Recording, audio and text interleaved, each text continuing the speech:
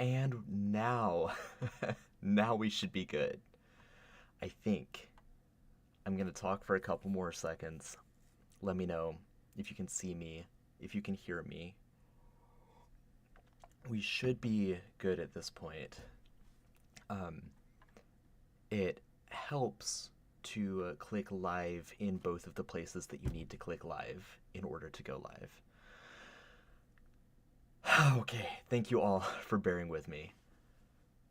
Thanks, Salmar, for a confirmation.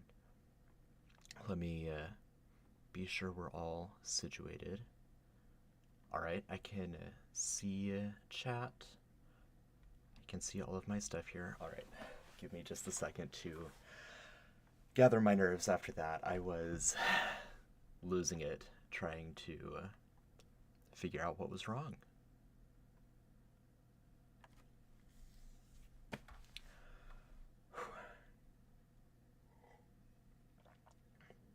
Yep. All right. All right, we're good to go. So welcome everyone. Thank you for joining me tonight.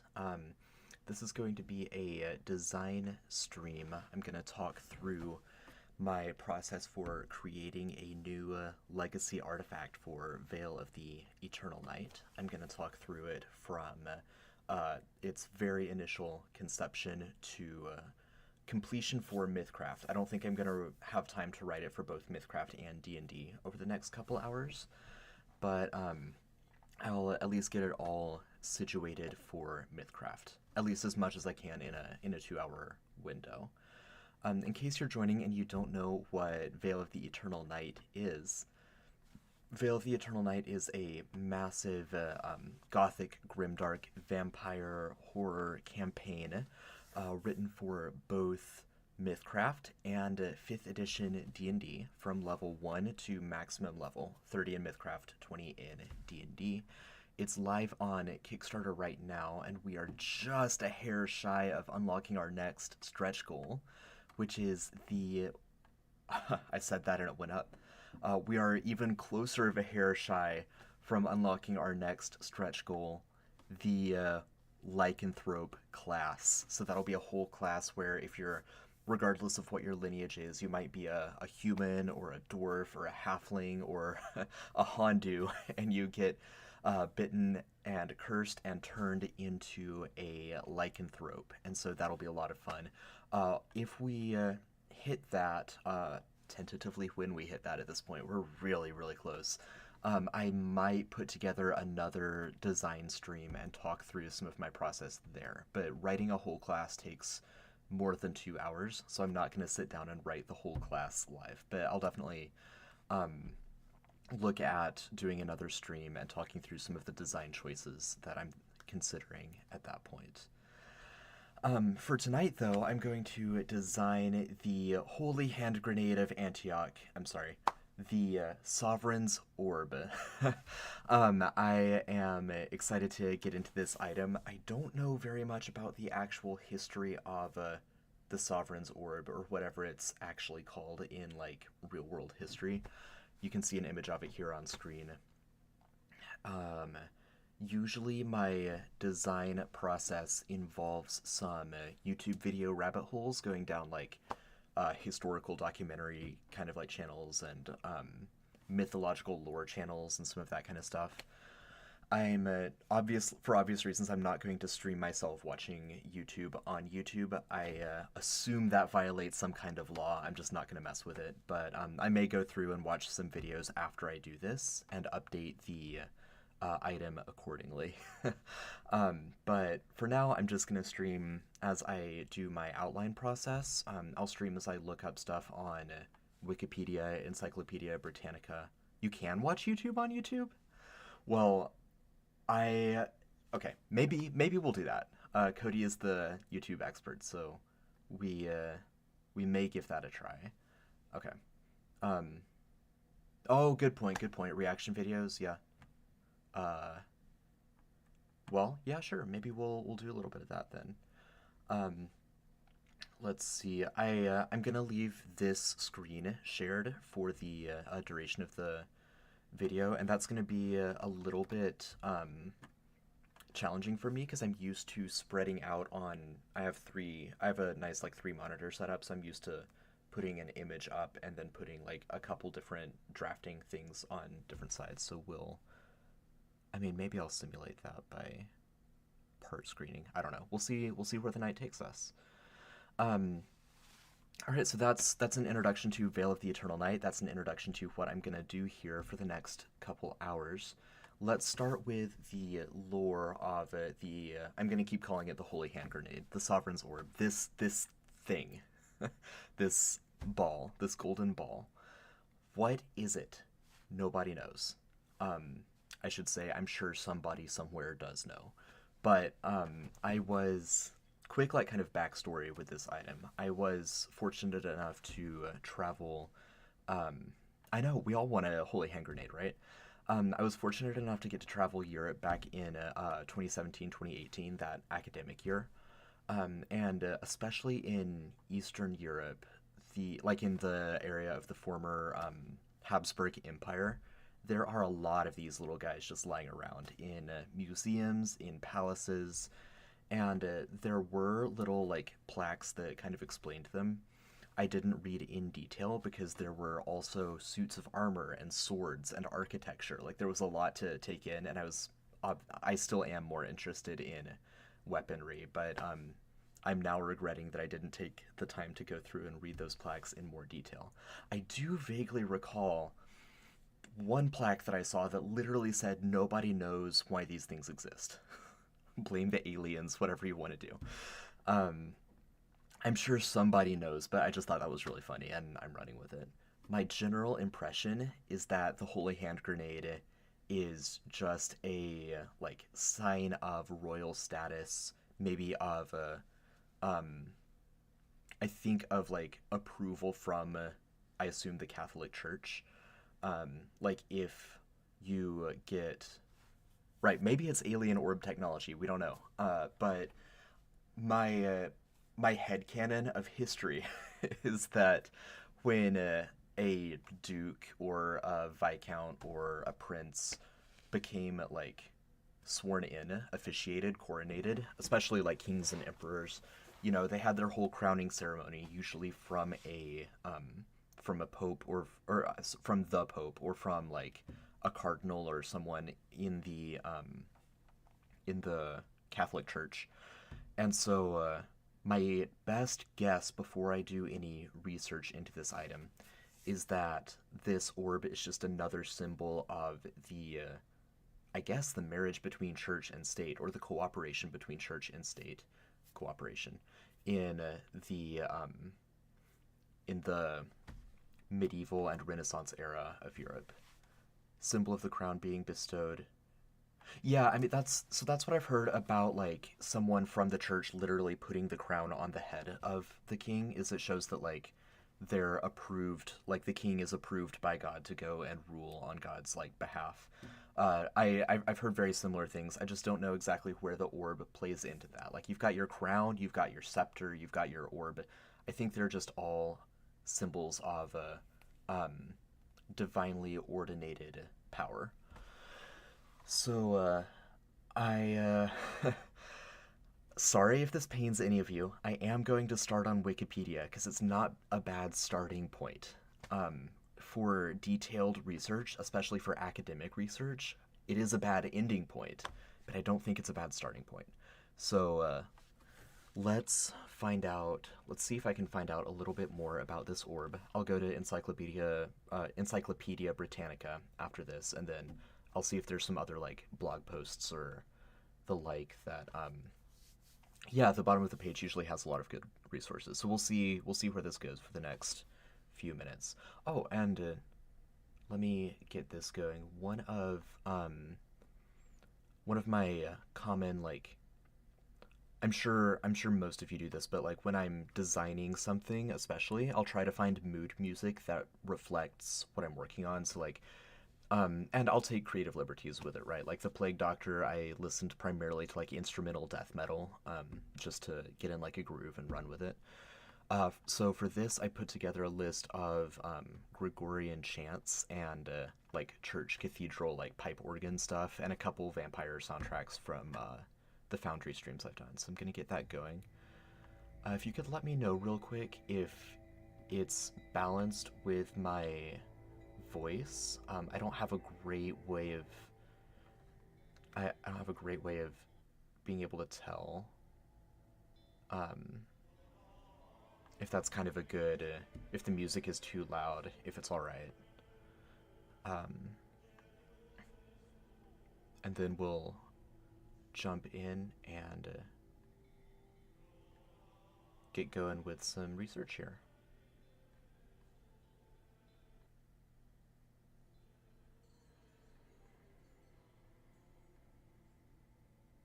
Sounds good. All right, let me know if it gets too loud and I'll move it around. Okay. Barely hear it, but can hear it is kind of where I want it to be. I'll crank it just a tiny bit. All right, thanks. Let's go. Sovereign's Orb.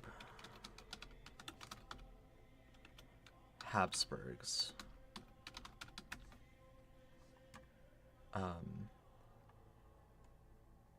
Royal Collection Trust. That might be a resource I check out later. Crown Jewels isn't gonna be it. Let's start here and see if I can find a reference.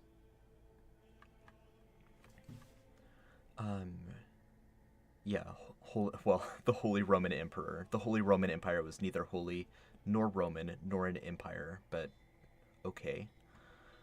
The Imperial Crown. The orb doesn't have a link. See, no one knows what it is.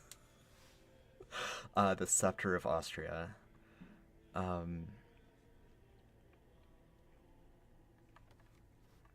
Yeah, maybe a reverse image search should work. Holy Lance of the Holy Roman Empire. Okay, Empire of Austria is fascinating, but not what we're looking for right now. See if there's a reference about the orb down here. Not seeing one. Are the Habsburgs they're still around? I thought sorry for being crass, but I thought they inbred themselves out of existence.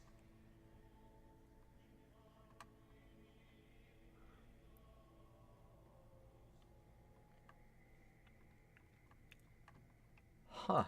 Maybe I will tweet them. Oh, let's go. We got the werewolf. Amazing. Thank you. There's a lot of letters and numbers.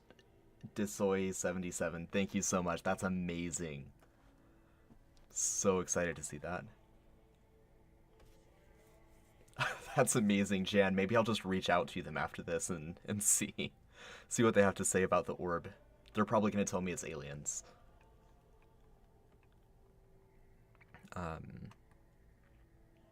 Again, the orb is not showing up. Yeah, let's try a reverse an image search and see where that gets us.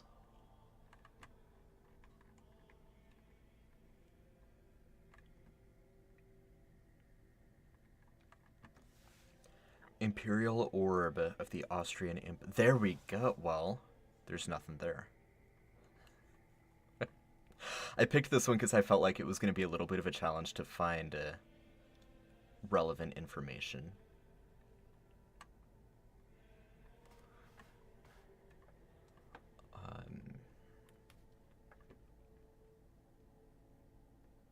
Walled. Nope. I mean, okay, these are just files, not articles.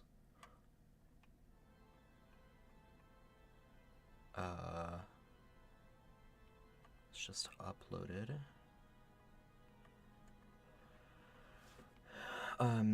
Okay, maybe tweeting the Habsburgs is literally the best. You know, I'm gonna do it right now, and we'll see if they get back to me while I'm streaming.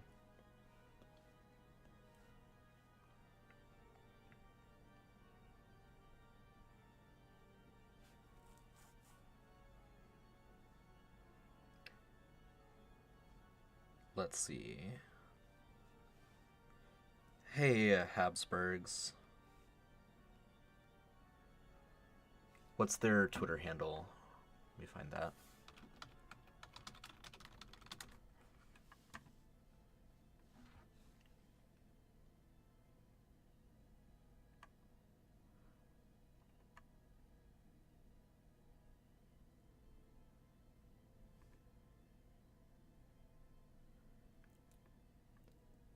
I'm gonna have to open this on a different tab so that it has my personal login saved.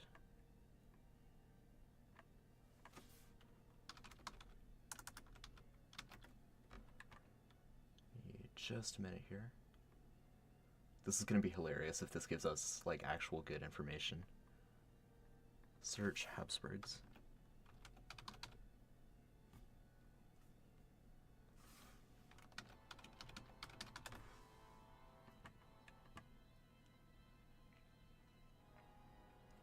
The Habsburg monarchy. The apple of the nation. Okay. That kind of makes sense. The Habsburg let's see. Bastard of the... I'm gonna add a couple different accounts here because I think it's Edward Habsburg, but it might be the Habsburg monarchy.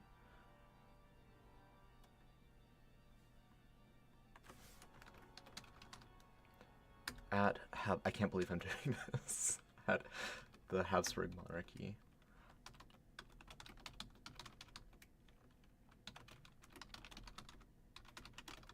Hey Habsburgs, I'm curious. What's up with the orb? I'm researching it, but can't find much on the internet. Was it the Pope or aliens? Thanks in advance. Sent. Alright, we'll see where that gets us.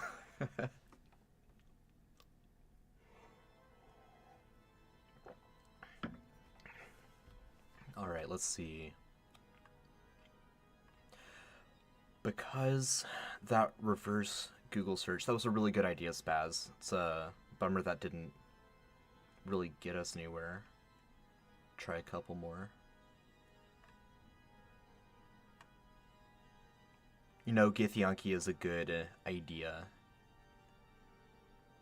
That makes sense to me. Pinterest isn't really gonna do much. There's one more Wikipedia. Nope.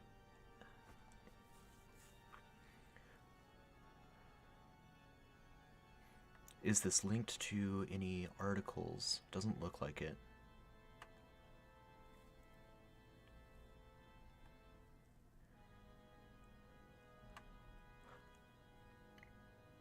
Yeah, let's try Encyclopedia Britannica. If that doesn't work, I'm just going to kind of go on like the basic impression that I have of what this item is, and it's going to be almost purely just fantastically imagined instead of purely like researched. Oh wait, we had this other article on the Sovereign's Orb. Off, necessary, allow. No, not, okay, whatever. This is just a tweet. I might as well tweet the Pope while I'm at it, right? It's called, Riechsapfel in German.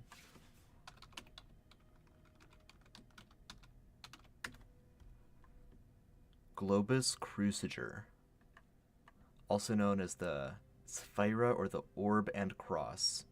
That's getting us somewhere, thank you. Oh, here we go. Thank you, Jan. I know, cookies, I clicked the wrong button there. Christian symbol of authority since the Middle Ages, used on coins in iconography and with a scepter as royal regalia. which is what we were talking about. Um,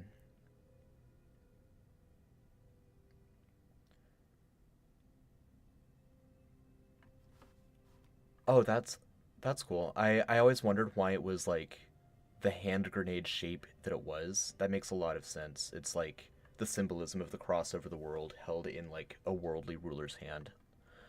Um, Holding the worlds in or under one's foot. That's imagine like if Pendragon, one of our dark mythic monsters, gets his hand on this and then just uses it as a footstool. Like the imagery to that's potent.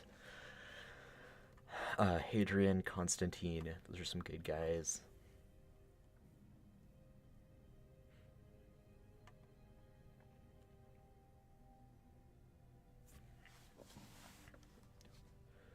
Globus Cruciger, literally the globe and the cross. That'd be some really cool art. Pendragon like taking that for himself.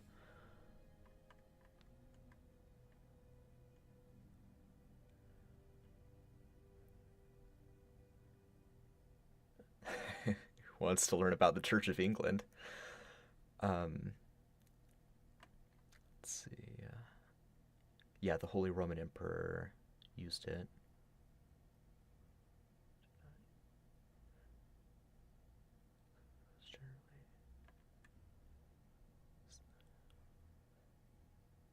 In Denmark, the Holy Roman, all of these different regions, it is still depicted not only in the arms of European polities for which a monarchy survives. Okay, so like the now the King of England.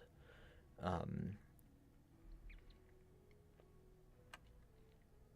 okay, so that was great. Knowing what is it again? The well, Cruciger is helpful, and that other term, Rigsapel, was helpful. Description: the sovereign's orb is a hollow gold sphere mounted with a zone and arc with clusters of gems surrounded by more gems in an enamel mount. This is not historical so much as just a description of literally what the image is. Got it, got it, got it. Okay. Still cool. It's pretty. That's a really nice image. Um, yeah, the English monarchy does have one for sure. Um,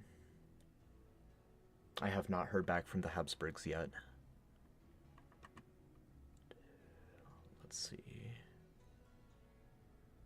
Yeah, any surviving European monarchy that's still in existence probably has it, right?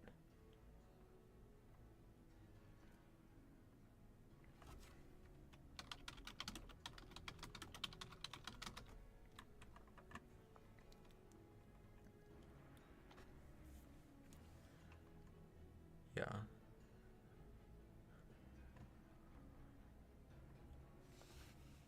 Ooh, that's an old website. Wow.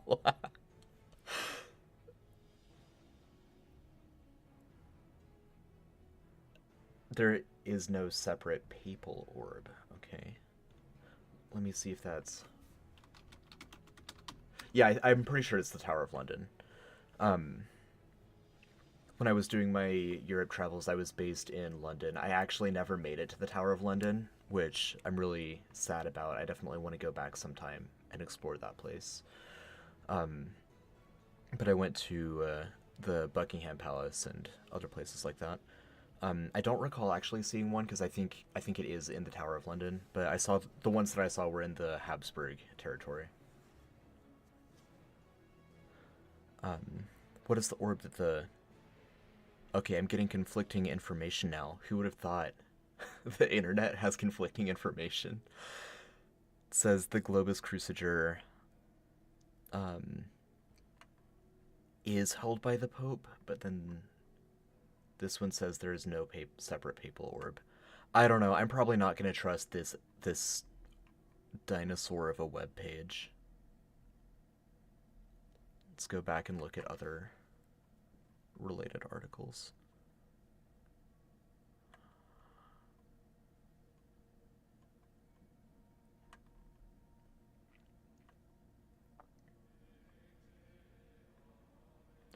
Here we go. Coronation symbols explained.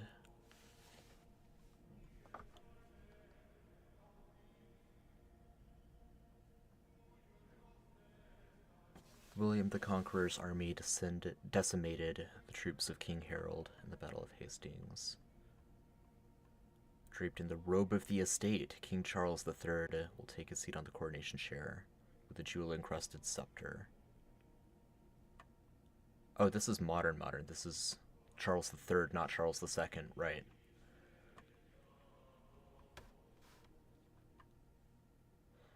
For as long as... yeah, ceremonies and symbols. One of my favorite ways to differentiate someone who's, like, royal or has authority over someone who does not is the hieratic scale used in, like, Egyptian mosaics and things of that nature, where the size of the illustration shows how important it is in comparison to other people. So you'll have, like, the pharaoh being 3 times the size of other people. That's not related to what we're doing now, just a fun thought. I like that. I like the hieratic scale. I think it's fun. Here we go, the Sovereign's Orb, a symbol that predates the Norman conquest. The Sovereign's Orb, an example of a globus cruciger. Okay, squares and rectangles. Globus cruciger is a rectangle. Sovereign's Orb is a square. I know it's a sphere. I know it's a sphere, but you understand the metaphor I'm doing there.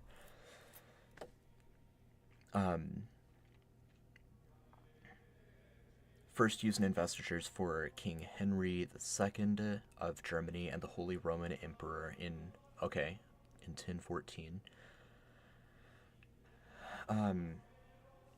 As such, the orb is a symbol that transcends the particularity of, of Britishness, right? Reign over the Christian world, yeah.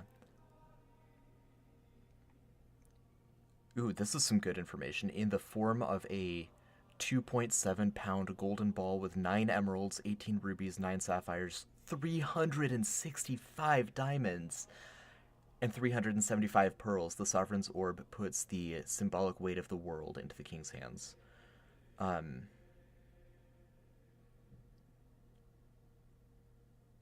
Oh, fascinating. Okay, and it divides it into Europe, Africa, and Asia. I'm gonna grab that real quick for future reference. That's very helpful.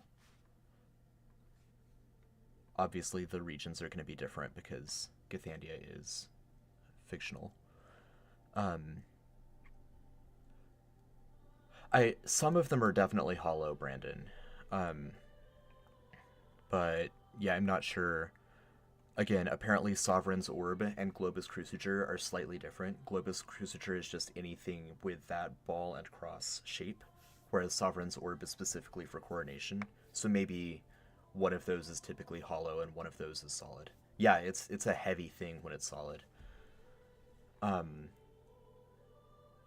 see, will this be added to the Kickstarter as a new item, or is this a rule of thought? This is going to be part of Veil of the Eternal Night. This is one of the legacy artifacts. Like, if you go to the demo that we have, we've got Blessed Wind, Sword of the Skies, this item that levels up with you as you go on your adventure. The Sovereign's Orb is going to be another option for one of those artifacts that levels up with you.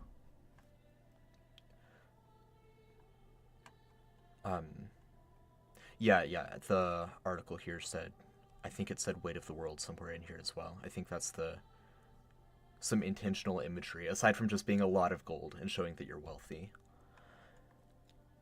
The object is designed to remind the incoming monarch that their power is conferred by God. When placed in its right hand, and now it's back to being a hollow sphere, indicates Charles the Third. Oh, well, right, this is the specific one for the UK. It will indicate Charles III's role as defender of the faith and supreme governor of the Church of England.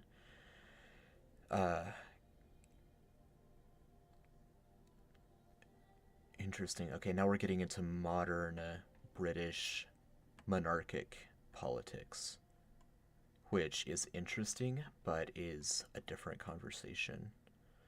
All right, I think we've got enough to start on some of the actual design.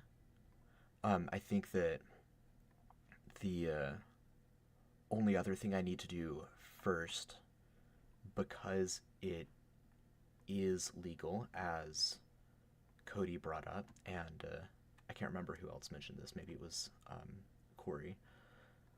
Let me get this set up real quick.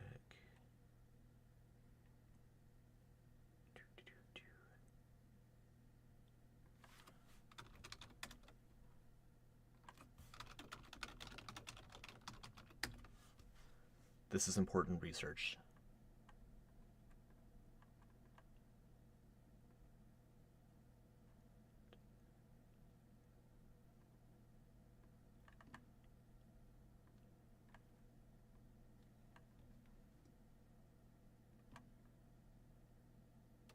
The thinking you have powers that you... We have the holy hand grenade. Yes, of course. The holy hand grenade of Antioch. It is one of the sacred relics Brother Maynard carries with him. Brother Maynard, bring up the holy hand grenade.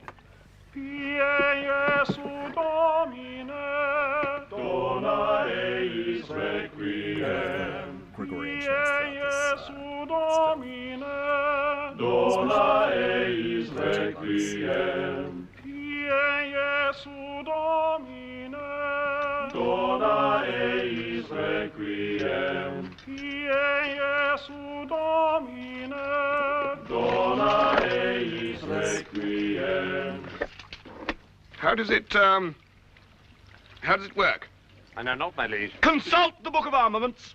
Armaments, Chapter 2, verses Such a 9 to perfect 21. And Saint Attila raised the hand grenade up on high, saying, O Lord, bless this thy hand grenade, that with it thou mayst blow thine enemies to tiny bits in thy mercy. in thy mercy. And the Lord did grin, and the people did feast upon the lambs, and sloths, and carp, and anchovies, and orangutans, and breakfast cereals, and fruit bats, and large... Skip a bit, brother. And the Lord spake, saying, First shalt thou take out the holy pin. Then shalt thou count to 3. No more, no less. 3 shall be the number thou shalt count, and the number of the counting shall be 3. 4 shalt thou not count, neither count thou 2, excepting that thou then proceed to 3. 5 is right out. Once the number 3, being the third number, be reached, then lobbest thou thy holy hand grenade of Antioch towards thy foe, who, being not in my sight, shall snuff it. Amen. Amen. Amen. Right. 1, 2, 5. Three's up. 3 sons. 3.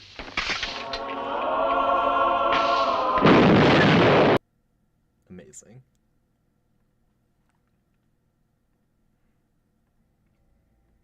All right, I feel like we've gotten a pretty good handle on what this orb is all about. I'm still not fully convinced that Githyanki and aliens don't have something to do with it. But the idea of the Globus Cruciger, or the Sovereign's Orb, just... Hang on. Okay, we're good, sorry. The idea of the Globus Cruciger, or the Sovereign's Orb, representing the world and religion. Christianity obviously isn't a thing in Ansera, so the iconography might need to be a little bit different, or we need to come up with a different in-world justification for why it's a cross. And I've got some ideas there, but I've got to do a little bit more lore writing before I lock anything in there.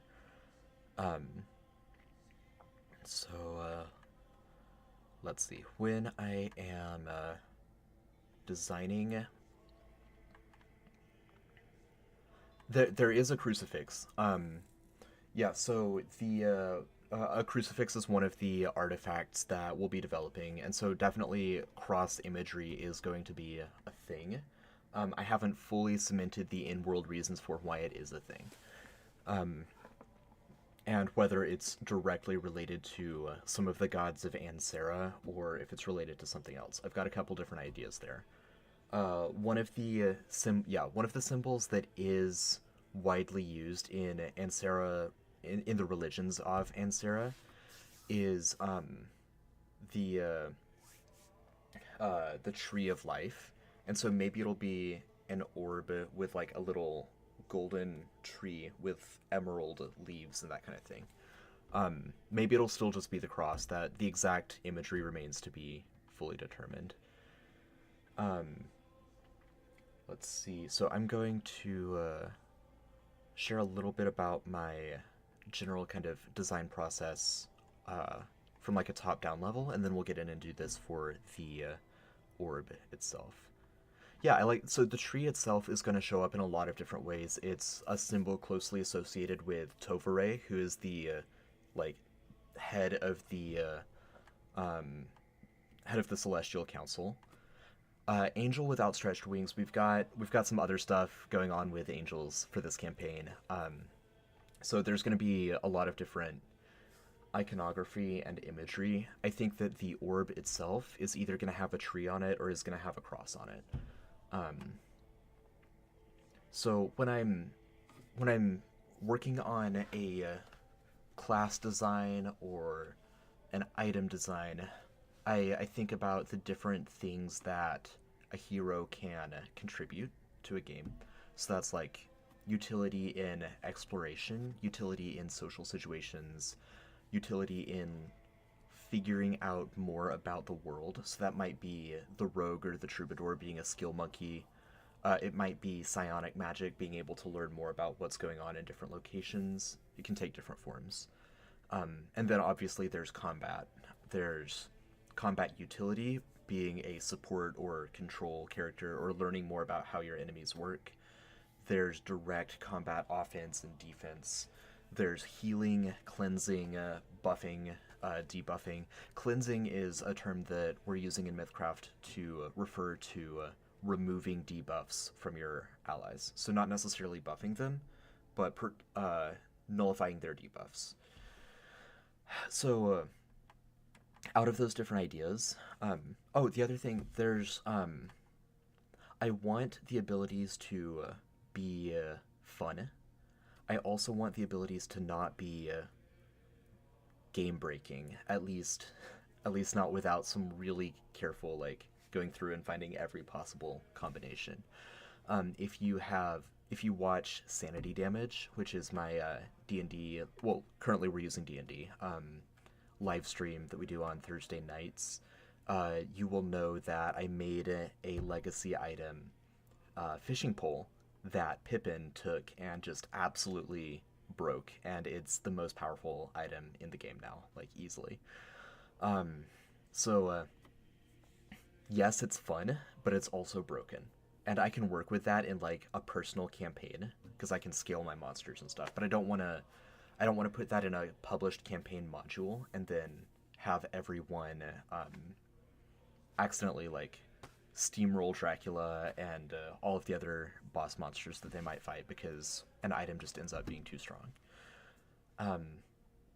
Alright, so out of those different concepts for what an item or a class can add to the campaign, effect on fear and sanity is a really good idea. Yeah, I would rope that in with buffing and debuffing.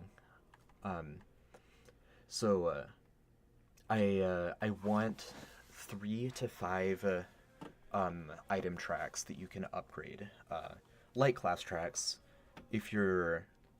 I imagine many of you have read the demo already, but in case you haven't, the way these legacy artifacts work is you gain an artifact, and when you bind yourself to the artifact, when you attune to it in 5e terms,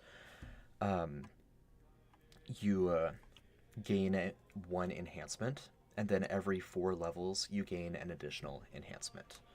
So in MythCraft, if you get one at level 1, you have the potential to have up to 8 enhancements. So, for example, the Blessed Wind here is like a bastard sword. It has a reach of 10 feet, and it counts as silvered, adamantine, and evadrium, so that'll overcome different resistances. And it's a 10-foot sword, which is just awesome, right? And then when you get, a very long sword. When you get enhancements, you might, let's see, let's just take an example from the Blessed Protector track. This improves its defensive capabilities. Let's say you get the sword at level 1, and then you take the parry enhancement. So you can spend reactive AP to ward off someone's weapon. And then at level 5, 4 levels later, you could use that same parry ability, but you could use it to block a weapon that's attacking one of your friends within 10 feet of you. So that's like the defensive side of the sword. But then if you want to go on like the damage output side, you could just make it a +2 weapon, a +3 weapon. There's various, you can improve its crit range, things like that. Various ways that you can build up this sword. The demo is free to download in case you don't have it already. Just go to theeternalnight.com. That'll take you to our Kickstarter page. Navigate using like the table of contents on that left side. You can navigate down to the demo, click on that, and then you'll be able to get a free download of this. Again, this is Veil of the Eternal Night is a grimdark gothic horror vampire campaign with all of these different legacy artifacts. A demo for it is free both in MythCraft and in D&D, so you can see kind of compare and contrast the two systems by doing that. Alright, so thinking about the Sovereign's Orb, the Globus Cruciger, I really like that term.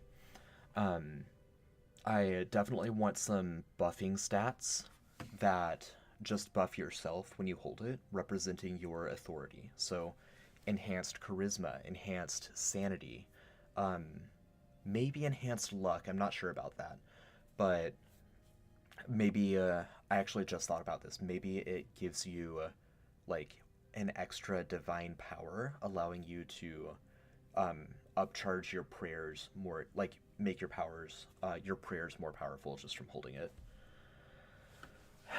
So I'm thinking it would be really fun to add some kind of attack to this item, just to reference Monty Python. I don't know if I'll actually end up doing that or not, so let's get into some of the design here.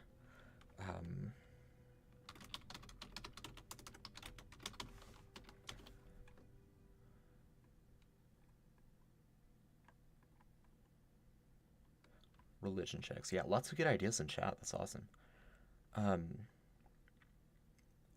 Let's see.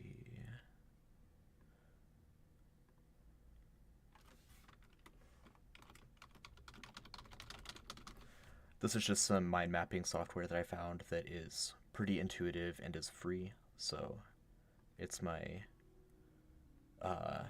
mind mapper of choice. And it just, I'm big on visualization, so this just helps me a lot figuring out what I want to do here.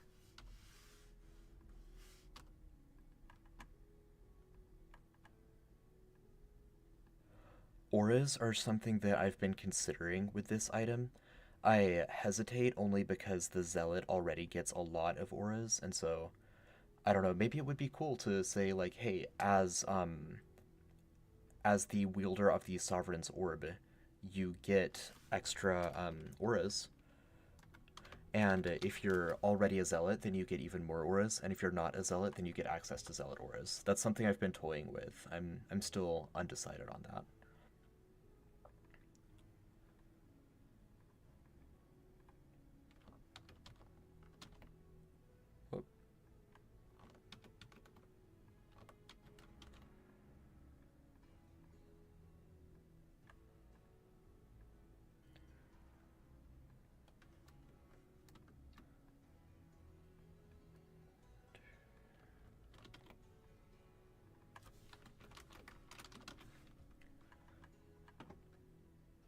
That's true, it could enhance their auras somehow. So this is kind of the same mind mapping that I did for all of the different class tracks. It's just obviously on a smaller scale because the item is not as large. So let's see, we've got, we'll call it the authority track.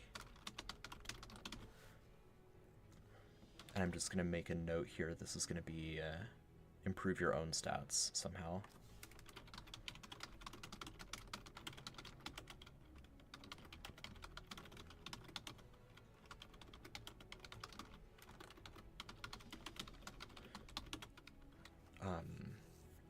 Let's see.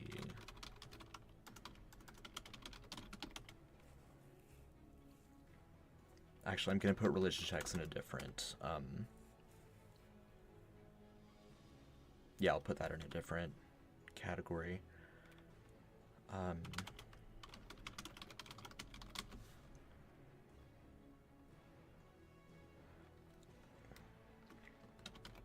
Now, because you can, in theory, get up to 8 enhancements, I'm going to have between 3 and 5 tracks, and between 4 and 6 talents or enhancements per track.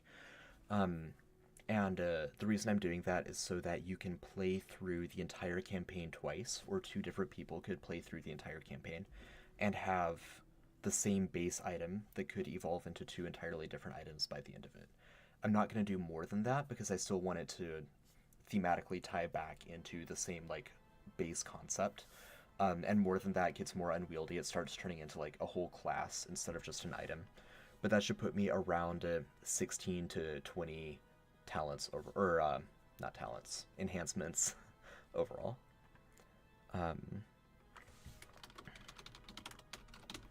I'll probably rename that. This is just a placeholder. Oh, wait. It's gonna come to me. There we go. That's good.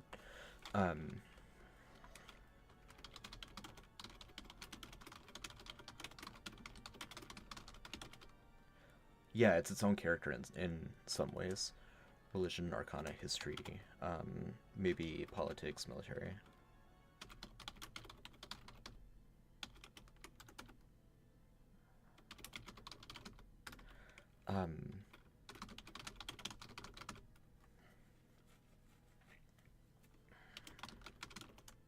No, actually, I'm going to leave buffing for the next one.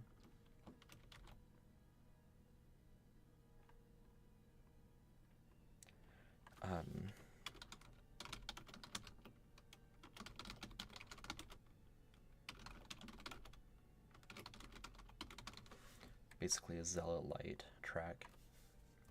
So you know what? We'll call it the Zeal track.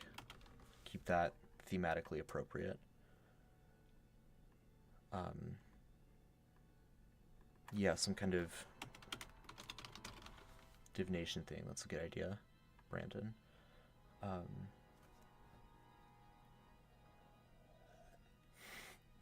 Jan, that's a really cool idea. I don't know about that with the Sovereign's Orb particularly. No, I think you've convinced me. Like, let me work that into the Reliquary track.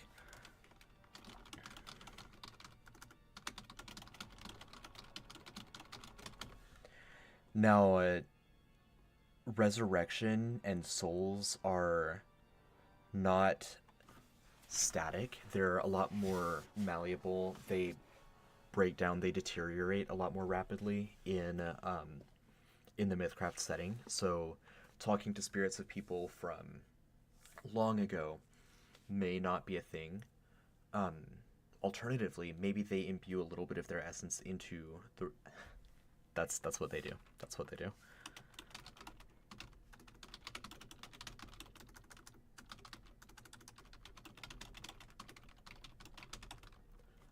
Right? By the power of St. Paul's toenails, I can tell you. Yeah, it's a weird side of Christianity. A little bit of essence into the orb.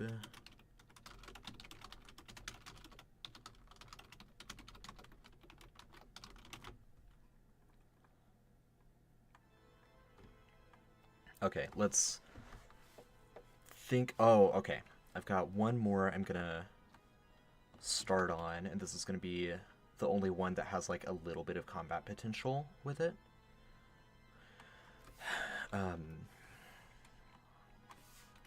Blinding, radiant damage.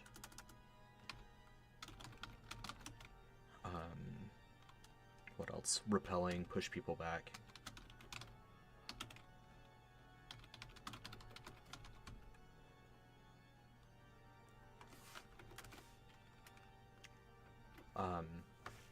Radiance,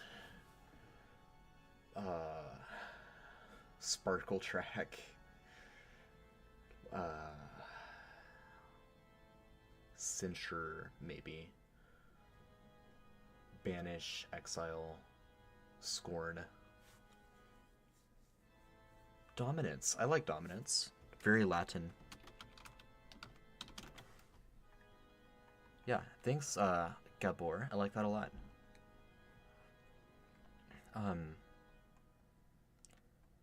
So we've got 4 good tracks to work with here, and reasonably good, like fleshed out ideas for each one. So I'm gonna go through and create the enhancements for each one, just in like draft form, and then and by draft form I mean kind of spitballing ideas, kind of like what I have up in these boxes, but do that enhancement by enhancement. And once those are all laid out, then I'll figure out kind of the mechanical balance by bouncing off of how powerful Blessed Wind is and using that as kind of a frame of reference.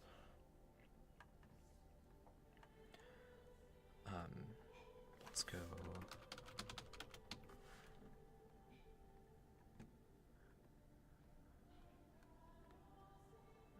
Authority 1, improve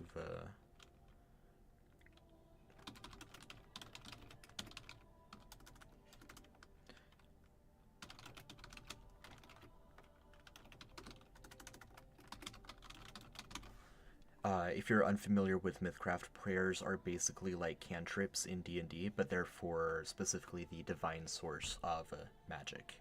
MythCraft has 5 different sources of magic that all work together in slightly different ways. So, yeah, looking at this, I think the Zeal track has some good like combat utility, buff, debuff. Reliquary is primarily social utility and like world awareness utility. Dominance has combat, direct aggression. And the authority track, I think, is going to be where you get into some spell casting. Augment your spells a little bit. So, authority 2.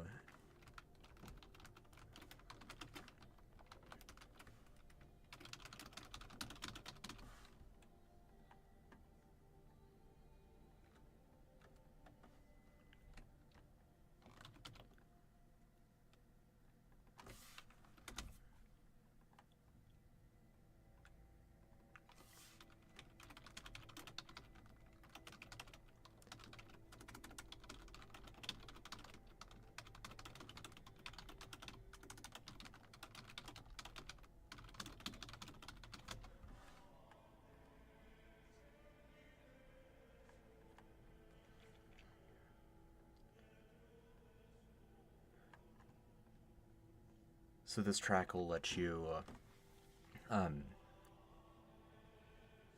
improve your charisma, get some additional prayers, improve your sanity, get some additional rituals, improve your charisma again, and up power your prayers, get them to a higher divine power. And I think I know where this one is gonna end. I'm trying to figure out what to do for the 4th one here. I think we'll say improve,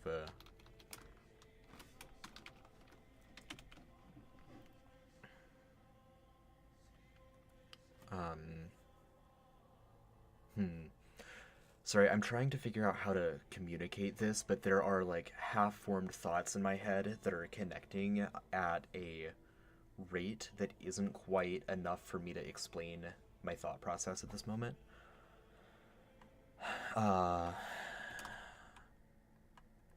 I'm gonna move this ability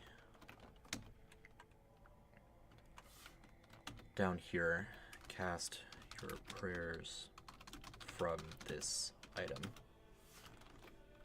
And higher divine power. And I'm gonna change this one to gain some, if I can spell, there we go, skill points. Again, just showing the idea of like your authority over social situations. Now the authority 5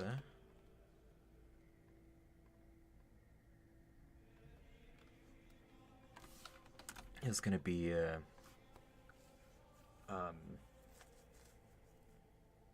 it's going to be one of those respec things, 1 per week-ish.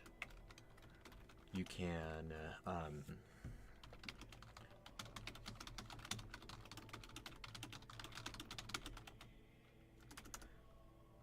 prayers and rituals. Alright, so on that track, I ended up not doing anything with mental defenses at all, other than just like charisma boosting your willpower. But I think I'm gonna move that to the items like base. When you first get it, your mental defenses go up. Reliquary. Let's see what we can do with the hair of Saint Mary of Magdalene.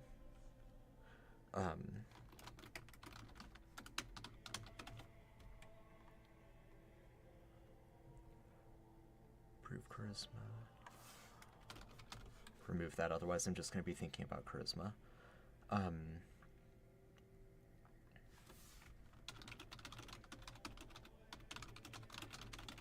Gain some skill points from that list, and no, you know what? I really want to start with that idea that Jan brought up.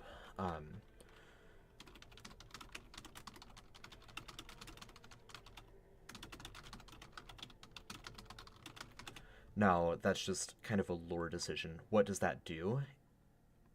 What does it do to have your essence connected to the essence of those that came before you?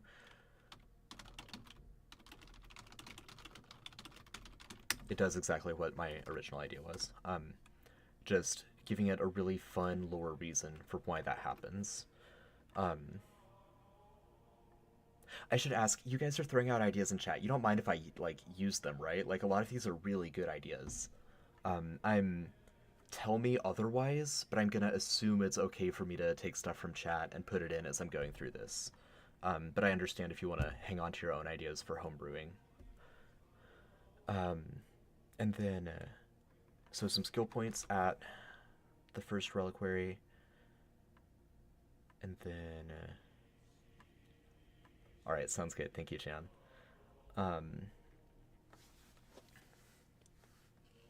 Yeah, it's so cool. Such a good idea. Let's see, I want to put one more thing, because just having, like, bonus skill points isn't that great. Actually, no, what? That is enough if,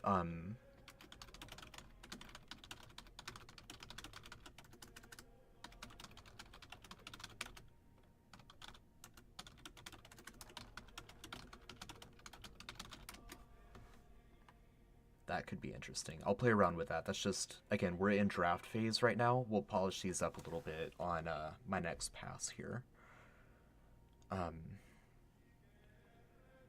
I'm so excited that we hit werewolf. That's awesome. Or lycanthrope. Sorry, just glanced over and saw that. Alright, we've got Reliquary 1. Reliquary 2.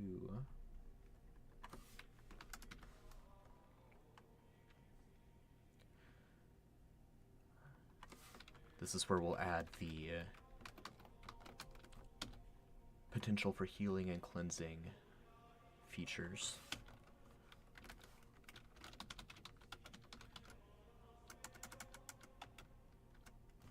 actually, yeah, we'll just leave it at that. We'll make that relatively powerful when we get there, but that's all it's gonna do. Reliquary 3. Hopefully not so powerful that Pippin just breaks the game. I think I did this with some of the classes early on when I was designing it last spring. I think I handed it to Pippin and TJ, and I was like, try to find game-breaking combinations and let me know what I need to patch.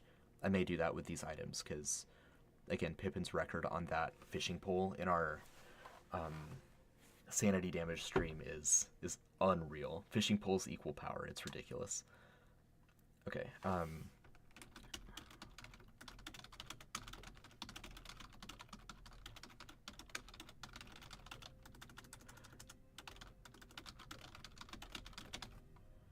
so you gain more control over which skill points you have. You kind of rest all of the voices into kind of an organized parliament instead of just like a shouting match. Yeah, it's really great having optimizers to break things so that I can fix them until they're breakable enough that they're fun to break, but not so breakable that they ruin the rest of the game. Alright, let's see. Gain more control over skill point allocation.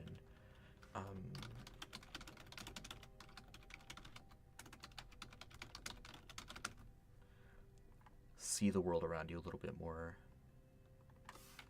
Maybe I think post-cognition could be really fun with that.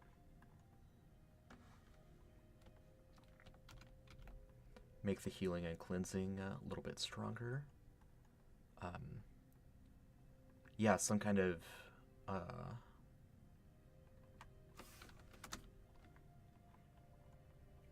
I might actually not make the healing and cleansing. You know what? Here's what I think I'm gonna do. Looking at this, because there's so much potential like awesomeness with this reliquary track. I'm gonna move healing and cleansing to the main like base feature.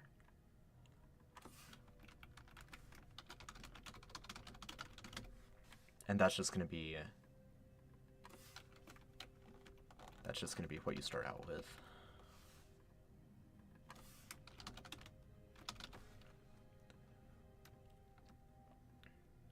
Because I feel like that's going to be something everyone wants, and I don't want to make them do a 2-talent dip into reliquary if they really want to focus on authority or dominance, for example. So that'll just be the base item. Now back to reliquary.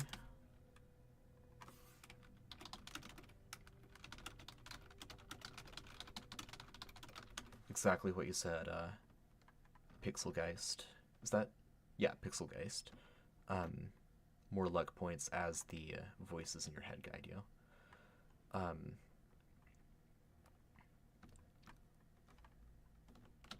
Reliquary 4.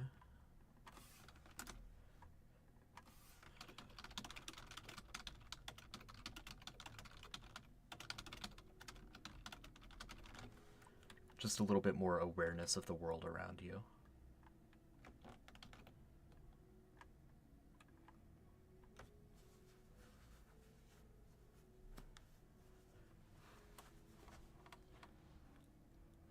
Yeah, Spirit Guardians, that's one of my favorite spells in 5th edition. I love it as a player. I often roll my eyes at it as a DM, but it is a really good spell. It's really fun. It's great area control. Well, yeah, so right now I'm only writing for MythCraft, but this item will be available in both settings, so something like Spirit Guardians may appear in, like, the Dominance track, and then maybe the Dominance track in 5th edition might just say, you gain the Spirit Guardian spell, or you get an extra casting of it for free, like that kind of thing. Yeah, lots of good description you can do with it. If you check out one of my player characters from Power Word Fail, another one of the live streams that we did on the Homebrew Network, he is a Goliath named Atreides, and his whole thing is he believes himself to be a god. And he's a philosopher, a god of like the storm of emotion and thought, but that manifests itself as like actual thunder and lightning in combat. So he's a Tempest cleric, and his spirit guardians is basically just going like Thor mode, like lightning springs out from his body. That's how I flavored it. It's a very flavorful spell. All right, Reliquary 5. I had an idea for it and got sidetracked with Spirit Guardians. It'll come back to me though. Just give me a second.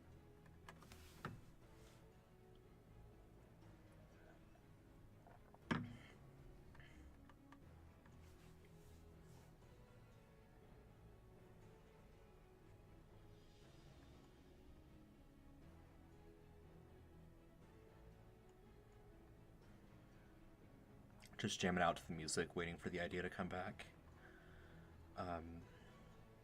I was thinking about some Resurrection stuff. Resurrection is much more difficult in MythCraft than 5th edition. I also don't want it to be super common. So I'm thinking this this item doesn't really focus on that, but it does focus on... The idea came back.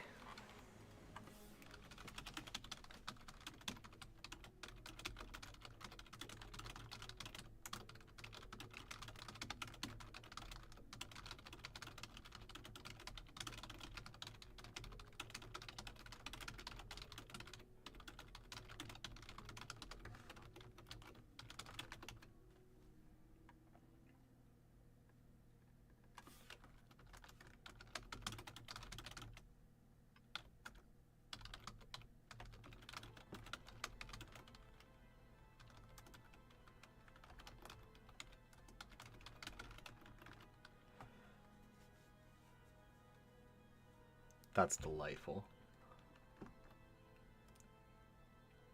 Decayed flying monkeys that crawled out of your goblin's mouth. And a storm of flower petals. Those are awesome flavors.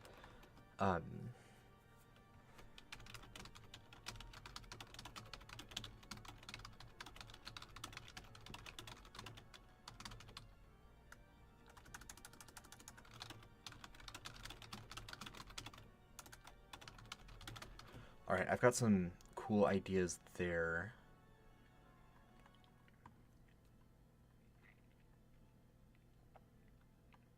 That's a lot for one talent, though. I think this may be a split track.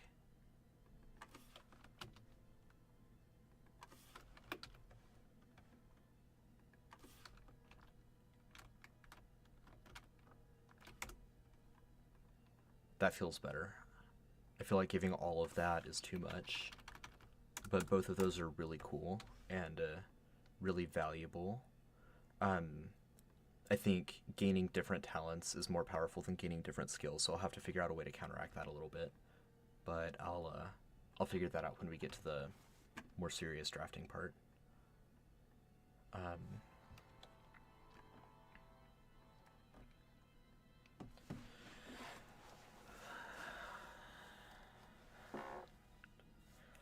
I had a note here. What was it?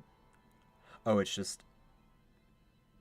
Yeah, the value of the orb. The amount of stuff in the orb. Okay. Yeah, thanks for joining me. I'm really enjoying this. I've never done a design stream before, so I was really nervous about it. Like, for the last hour leading up to it, I was like, I don't know what I'm gonna say. I don't know how this is gonna go. But it's been really fun, and I'm really enjoying seeing, like, the ideas pop up in chat. Especially how it led to the reliquary being what it is now. I think that's really fun. Let's see, Zeal track, aura enhancements. Okay, gain.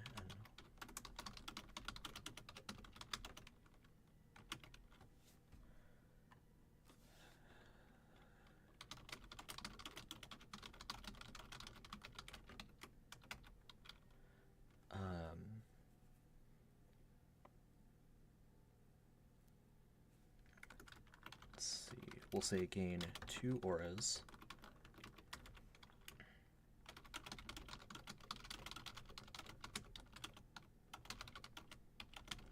kind of like spell slots. Like, you've got a couple different options, but you only have 2 slots per day. It's a good starting point.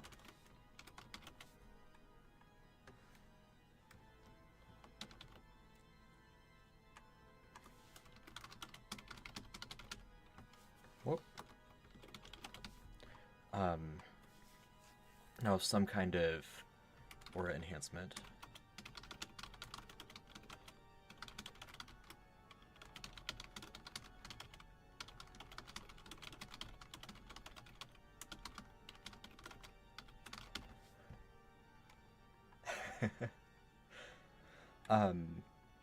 Not quite sure what I'm going to do with Zeal 2. I'm actually going to break that into Zeal 2 and 3, because that does a lot. And I'll just figure out which one goes in 2 and which one goes in 3 when I look at, when I open up the core rulebook and check exactly what all of the auras can do. Thanks for staying up with me. At least it's the weekend now, right? So hopefully that'll... Wow, 1 a.m. You're a trooper, I appreciate it. Alright, Zeal 4.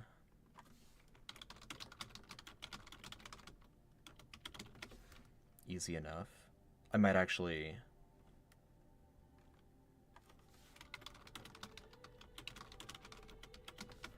switch those around. That works out pretty nicely. Right, you get some auras, you improve them, you get more auras, you improve them, and then, let's see, extended, yeah, extended range could, work really well, thank you. Extended range is already an option for a talent that they can take, but, I mean, if you're going for a build where you just have, like, 120-foot aura, like, that's just your thing, then, yeah, that could work out really well. Let's see.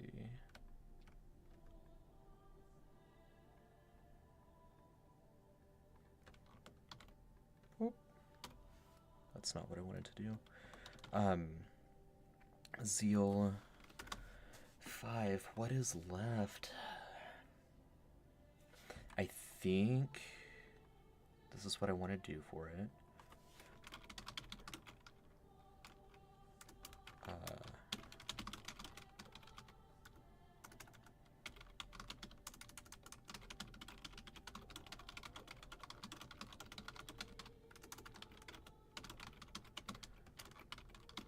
Makes your bloodied allies gain even more benefit from Zeal. That's cool. I like that. It doesn't quite do enough compared to, like, the other, I'll call them, like, mini capstones. Authority 5 might need to be brought up just a little bit too, because, like, these ones are substantial. Maybe this one just needs to be brought down. This one's the problem child.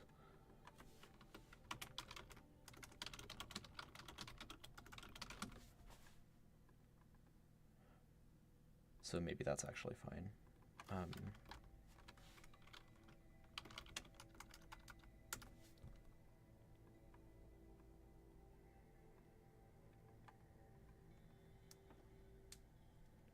Have half the village shielded. That's a really cool image, actually. I really like that.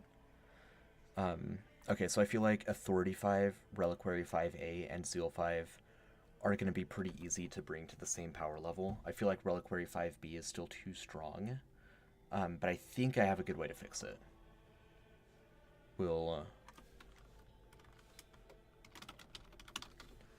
I hope that will jog my memory when we come back to it. We'll come back to it in just a minute. First, we've got the dominance track. And this is the whole Holy Hand Grenade of Antioch from the Book of Armaments.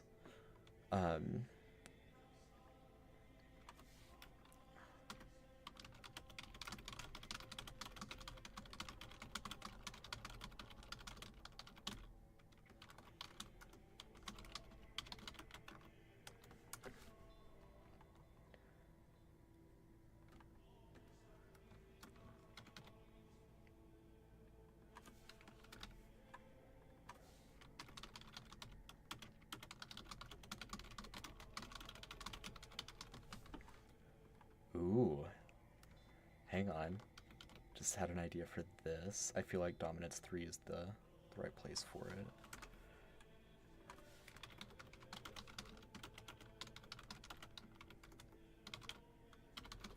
Can overlay that with Zeal 1 and just have multiple auras going at once from this thing.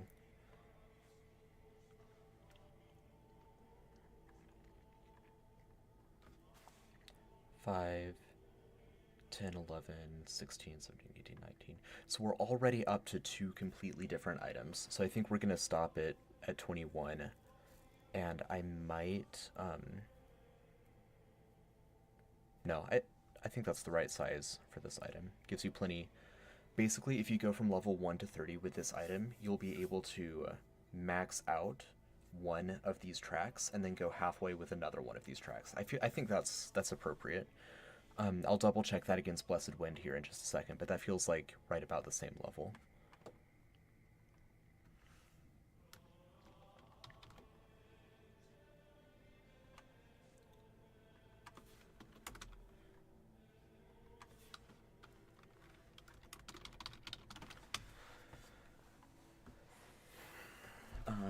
Where do we go from here, though? I guess...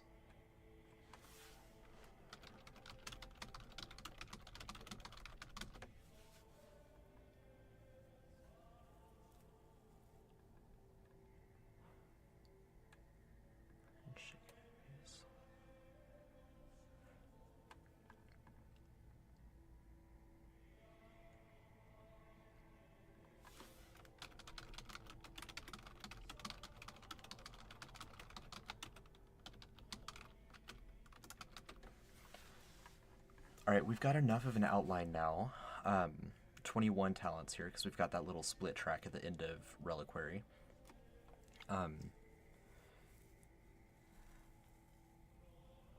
Some things are immune to Shaken. Creatures with the... it's one of the monster traits. It'll come back to me. Iron Will. If you have Iron Will, you're immune to being both frightened and shaken. But not to being broken, which is like the step up above frightened, like really, really frightened. So by the end of this track, you would be able to get around that and still terrify someone. Alright, so we've got that. We've got a good base starting point for this item. Let me just check that against Blessed Wind here real quick. Each time you gain an enhancement, choose one from the list below. You'll get a total of 8 if you get this sword at level 1. Or math, I think, but if you get it level 1, 2, or 3, and you go all the way to level 30 in MythCraft, you should have 8 enhancements by the time it's over. Biting Gale offers 5 talents. Blessed Protector offers 4 talents. Windblade offers 4. I keep saying talent because they act like talents, but they're enhancements. Zephyr of Steel offers 2, 3, 4, 5. Okay, so we've got 2 tracks that offer 5 and 2 tracks that offer 4 for a total of 18. So I might shrink a couple of these just a little bit. I might leave them as is. I'm especially looking at Dominance track because I don't feel like it does a ton of unique stuff other than just the numbers going up from additional talents, so I may squish those down a little bit. You know what? According to the Book of Armaments, there must only be 3, and 5 is right out. So I think as such, 5 has to be right out, right? Let's draft these in a little bit more depth now, and that'll, I think, bring us to the end of this stream. I'm going to use this scratch pad to write it out in like book format later on, but it's just going to be copying, pasting, and then making grammatical tweaks, so I'm not going to bother doing that on stream. But let's see if we can get some get some of these features to be really like usable in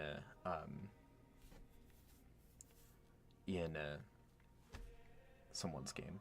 I am aware making the dominance tree only have 3 would make it the obvious choice for everyone's second tree. I thought about that as well. I think that that's fine, but at the same time, while it could only go to 3, what I would do to counteract that is I wouldn't have dominance 3 be as strong as, say, zeal 5. It would be more akin to zeal 3. So 3 of the tracks have like capstones, and then dominance is just like some aggression if you want that, but it wouldn't give you like another capstone ability. Yeah, so that way it kind of keeps the power level balanced across these different options.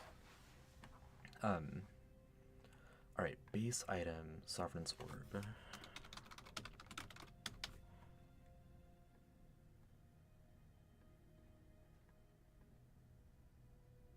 Exactly, right, yeah. So I expect its fighting options are there if you want that, but I think that it has some really cool, like, RP options that, like, personally, if I were playing in this campaign with this item, it obviously depends on, like, my character build and my character's personality, right? But, like, what I'm most drawn to as, like, a player would be going all the way with the Reliquary track and going 3 talents in, or 3 enhancements in the Authority track. I like auras, but that's usually not, like, my focus when I'm doing when I'm playing a PC. Paladins, or clerics being the exception, because I get my, Spirit Guardians. But, yeah, I think I'd probably focus Reliquary and, Authority.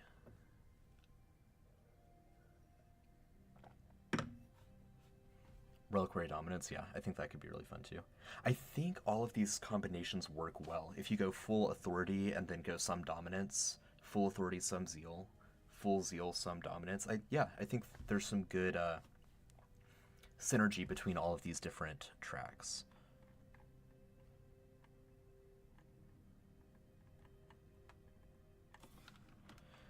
Okay, let me just check the wording. I'm not going to be super nitpicky about wording for this.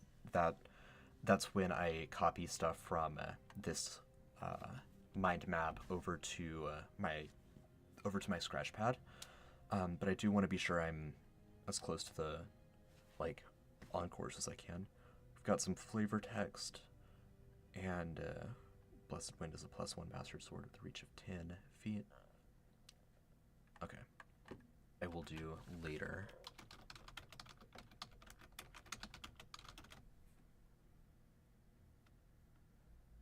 It looks like I got disconnected briefly. Am I still with you? Can you all still hear me?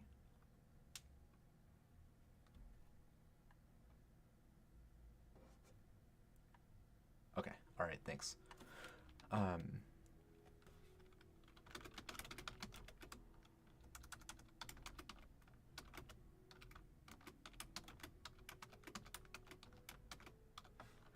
Flavor text, very flavorful.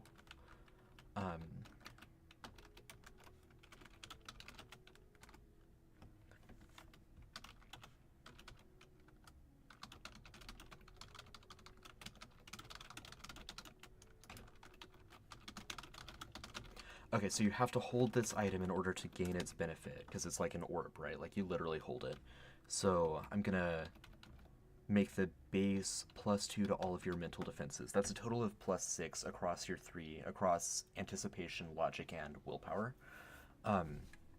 In D&D, it would probably be very similar. It would just be +2 to, like, wisdom, intelligence, and charisma saving throws. It does take one of your hands, so that could be potentially very restrictive for someone that wants to use like a two-handed weapon, or wants to use a shield and a sword and a holy hand grenade. So you're gonna have to juggle your items a little bit.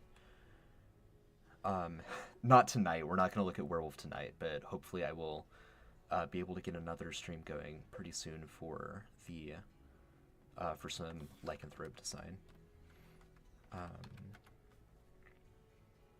All right, I'm going to give this thing 3 base abilities, I believe.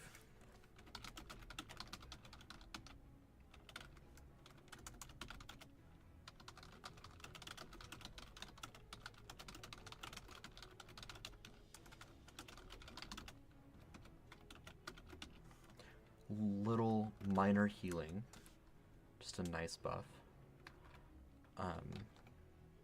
Cleansing.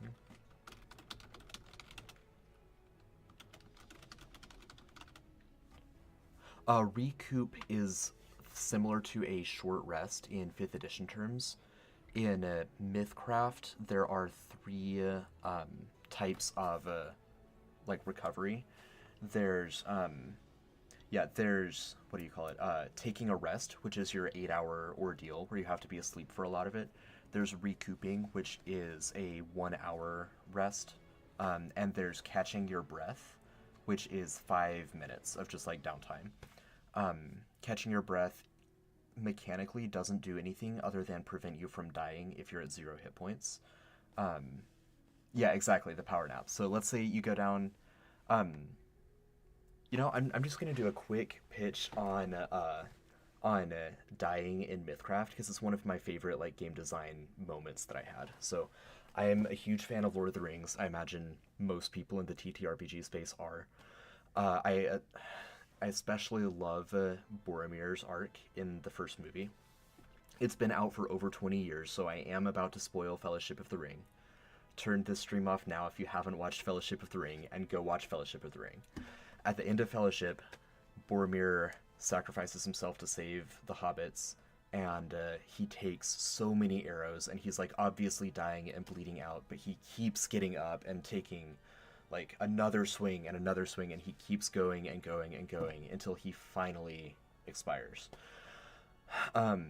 I love that, and I hate in D&D how when you reach 0 hit points, you fall unconscious. And then someone can magically heal you with Healing Word, even though you're unconscious, and you pop back up immediately. And then you get knocked down to 0 again, and you fall unconscious again, right? So the up and down, like, I don't like that gameplay in 5th edition. So I was looking for a different way to capture dying to handle 0 hit points. So in MythCraft, when you get down to 0 hit points, you're still conscious, and you can still fight and do whatever you want to. But you start... Yeah, thank you, Pixelgeist. But you start gaining death points. And so if you end your turn with 0 hit points, you get 1 death point. If you take damage and you have 0 hit points, you get 2 death points. And once you gain 8 death points total, then at that point you die. So once you're down to 0, you could go the Boromir route and just go out guns blazing, swords slashing, whatever genre you're playing in.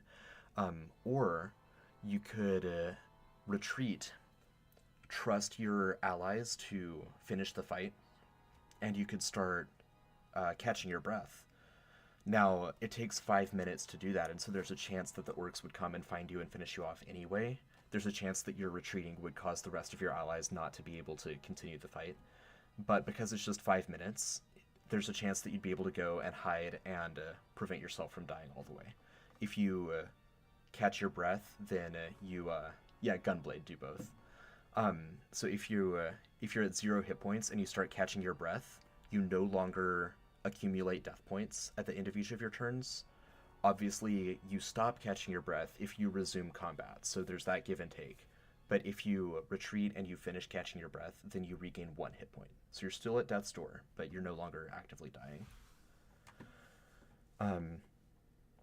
Hey, MythCraft, I'm obviously biased, right? Because I'm the lead game designer, like I wrote it, along with an amazing team of writers. But, I mean, 5e is great. 5e is easy to pick up and play. 5e is what a lot of people know. MythCraft definitely has more character customization. That's its big, like, pitch. That can also be a downside if you want something without, like, as many options.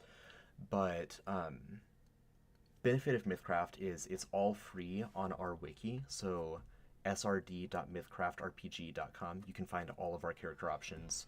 We haven't quite uploaded all of our monsters, but we're working through and trying to do that. So The whole game is free to play. You can buy books, you can buy PDFs, but if you want just the content, you can find it on our wiki. Yeah, Warlock is one of my favorite classes. I don't play it very much in 5th edition, but I love the invocations and how it's designed. So, all right, my MythCraft like sales pitch is over. Let's pop back into the Sovereign's Orb and finish this off. So when you recoup, you can restore 1d6 hit points to someone. You can spend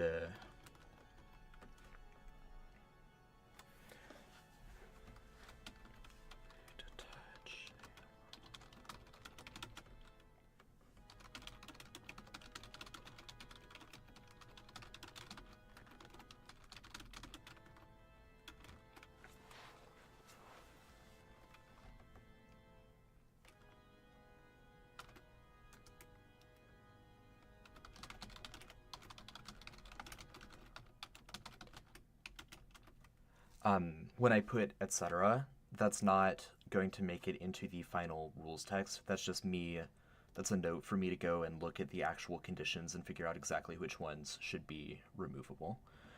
2 AP, MythCraft uses action points, so instead of like taking an action, a bonus action, and movement, you just have action points that you can spend on attacks or on movement or on spells. Alright, you can spend 2 AP to touch a creature, remove a negative condition affecting them.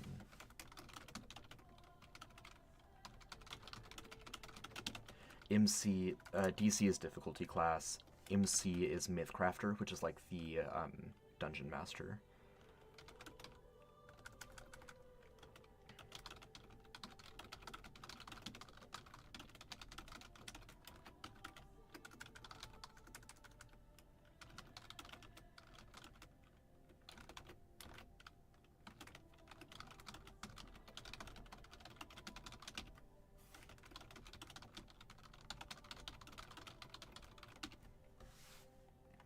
Alright, so I think that's a strong but not ridiculous power set to start out with. Again, this hasn't passed through the hands of power gamers like Pippin yet. It will do so before it's in its final form, but I think this is a very good starting point. The DC is determined by the MythCrafter. So you can do this an unlimited amount of times. I'm wondering if I should put a limit on it. I think I probably should.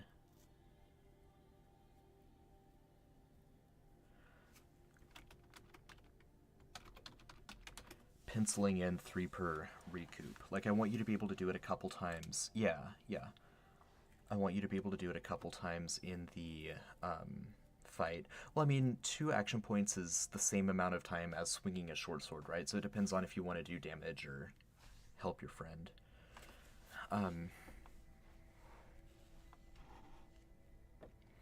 Yeah, the other thing I could do is make it a larger number, make it recharge on a rest, and tie it to the recoup feature as well. Let me actually do that. I think that feels more appropriate. When I say things like, I think that feels more appropriate, you should understand I am not professionally or like academically trained as a game designer. I've read essays on game design. I'm constantly trying to expand my knowledge there. My major was creative writing. My master's is in fiction writing. But it's kind of like, I like to think about it as a native speaker of a language versus someone who learned the language in like an educational setting. Like, someone whose second language is English speaks better English than I do because they understand the rules, because they took time to learn the rules. I just grew up like learning English because it was my environment, and that's kind of my approach to game design. Like, I'm working on my my, I guess, academic credentials in that area, but like reading more content about how game design works. but a lot of it is just kind of tried and true, designing games as a kid, designing games as a high schooler, and designing games in college and grad school, tinkering with stuff until we arrived at MythCraft. So, yeah, theory versus application. So all of that said, it feels right to me at this time to say this consumes 1 charge, and this consumes 1 charge. Actually, let me just do it this way. This will be smoother.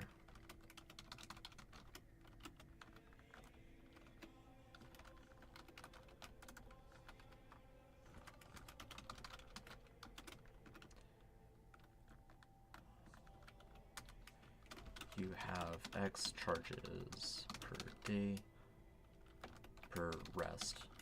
No, per day. Regaining them at dawn.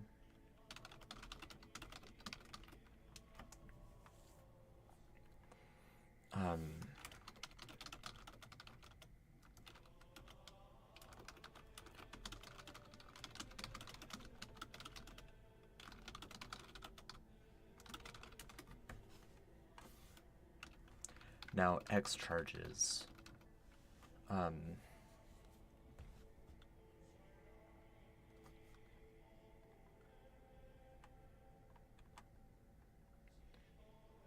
thinking about numbers that are used frequently in religious texts that have religious significance. And so as such, I'm also thinking about the divine source in MythCraft. 7 is a number that comes up a lot in the divine source, so 7 feels appropriate to me. It gives you, imagine you've got 3 combats you get into. You could cleanse people 7 times over those 3 combats, like 2.3 times per combat, or you could heal people while recouping about that many times after the fact. So that feels good. I think that's in good shape. Authority track. I'm deleting these top ones as I get there because they're just like scratch pad outline stuff. All right, let's see.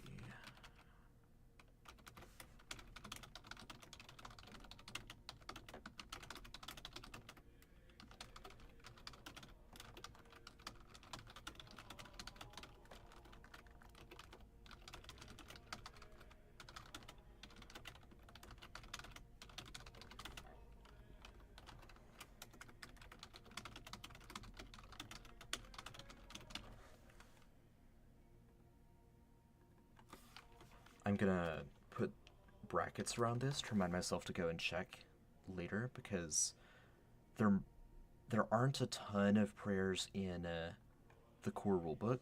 There are going to be some more in Veil of the Eternal Night as well, but I want to check and be sure that the numerical values there for how many things you gain are actually appropriate.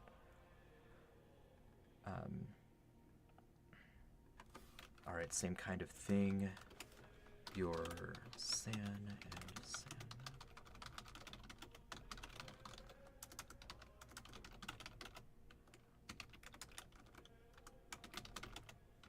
Same deal.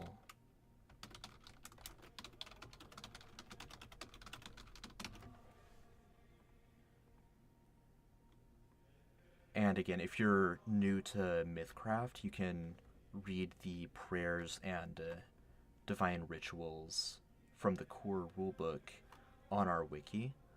After Veil of the Eternal Night is written and published, then we will add all of that content to the wiki as well.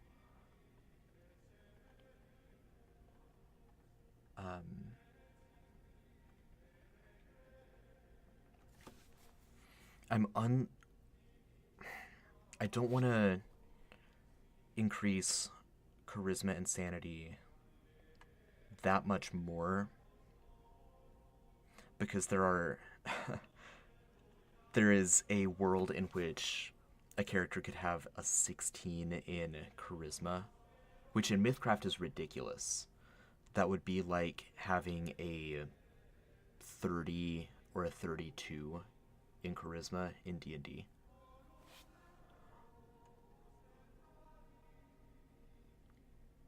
How do I want to do this?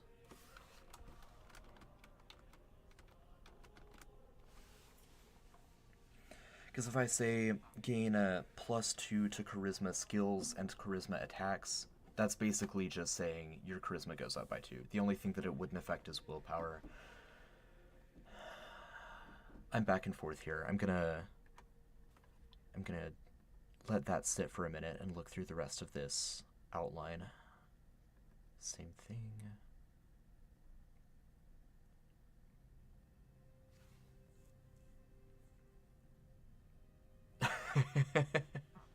Exactly. Here's what we're gonna do.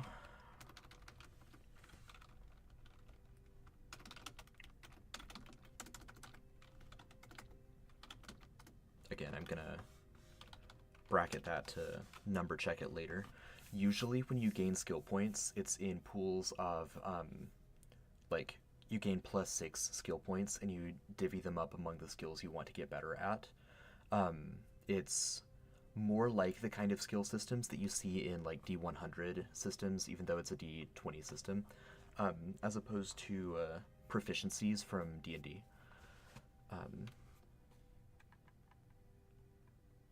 Yeah, it could be a temporary usage thing. I actually like that a lot. Good idea, Sean. Here, I'll link it in the chat real quick. Here we go.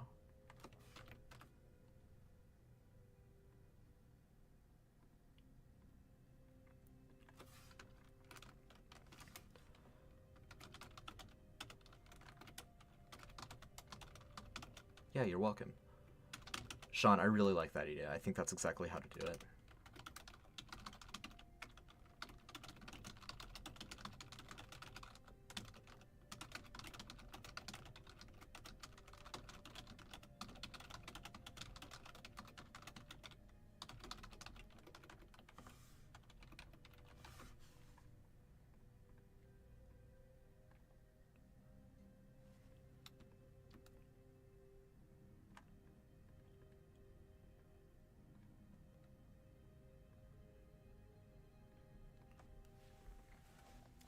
Now, there was one other. Oh yeah, your shoot, I don't remember exactly what it was. Ah, I'm out of Control Z's. I'm gonna scroll back on the YouTube video real quick.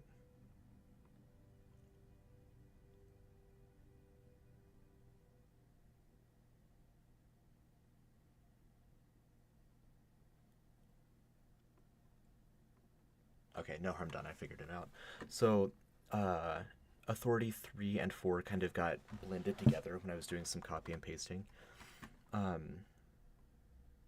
think that's probably... You know what? Let's just make it 2 charges and let that be it for Authority 3.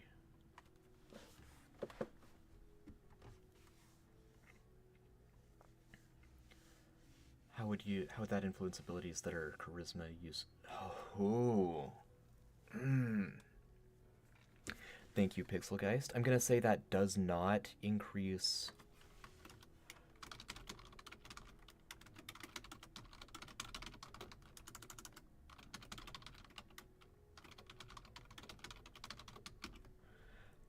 It only increases your attribute, not the number of times you can use abilities dependent upon that attribute, because it only increases that attribute for a short time. Thank you for catching that. That would have been something I'd have to go back and fix later.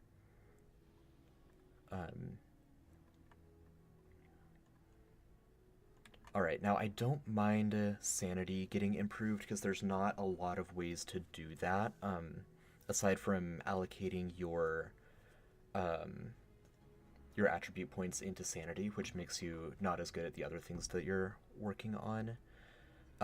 Sanity is a new attribute. It's not in the MythCraft base game, but we're adding it to both MythCraft and D&D for our Veil of the Eternal Night campaign, because there's a lot of terrifying things, and I think we've got a really fun system. I'm not going to talk a lot about psyche talents right now. Psyche talents is what you gain when you're to represent like the strain that you're enduring. But there's other videos where we talk about that a little bit. You can see more about that. I was just more worried about charisma because there are several other ways in MythCraft to improve your charisma. So, or to improve your charisma beyond its maximum attribute cap.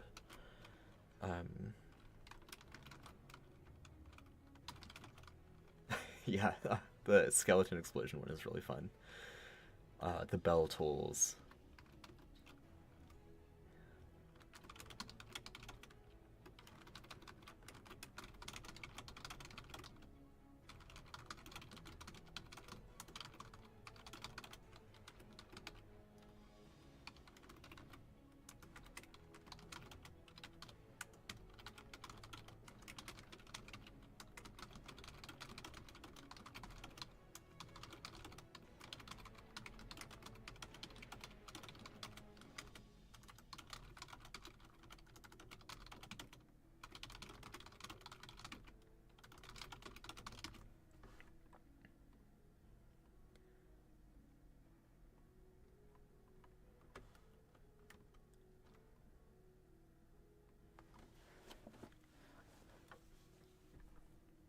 Yeah, I just realized something else that I want to make sure is represented in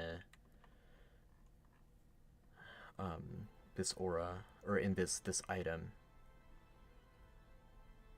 And that's your ability to increase your divine power, which is something that you get if you're a cleric or if you're learning divine magic specifically. I don't want to say that you just get an extra divine power for every enhancement that you take, because that would push you above the maximum possible divine power. I think what I do want to do, though,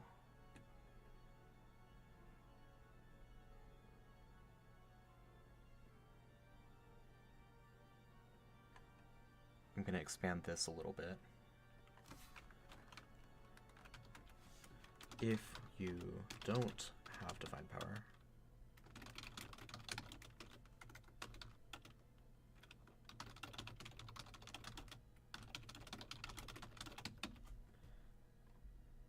now you do.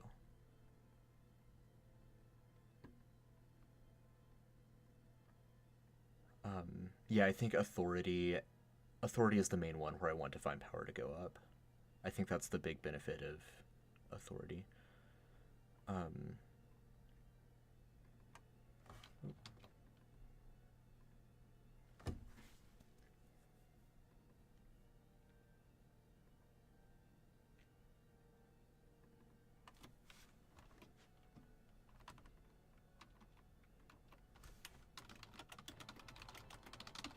I think I will let that one just be straight up. You gain one more divine power.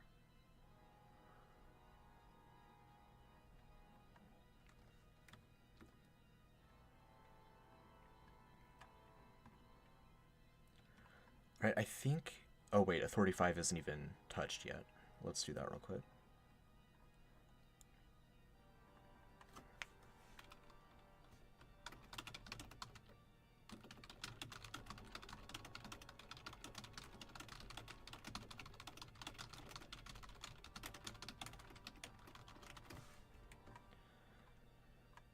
Yeah, that feels good. I think that we're good to go on that track. So let me just... Oop. This is just the, I guess the perfectionist in me, but I like to make sure everything is neatly linked.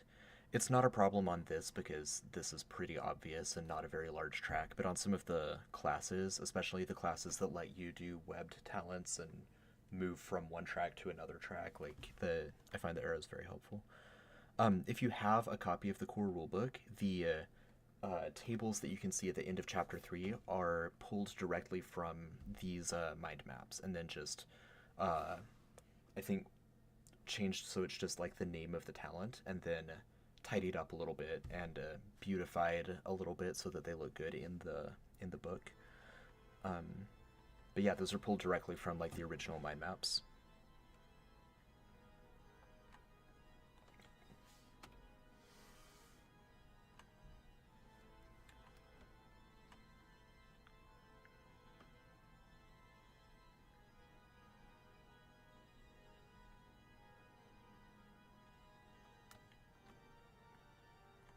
All right, authority is good. Let's move on to reliquary.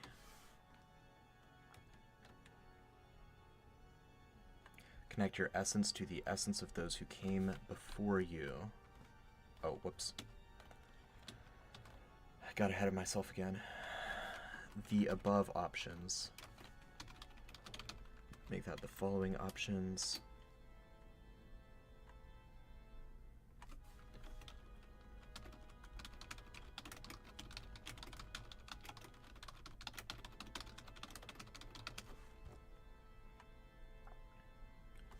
Now I should be fine to delete that. Just in case, I'm gonna pop it over here for now. I'll delete it at the end.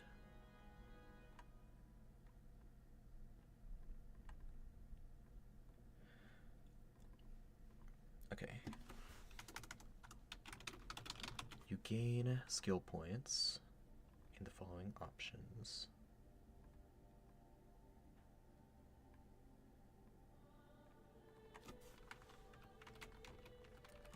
At the beginning of each day,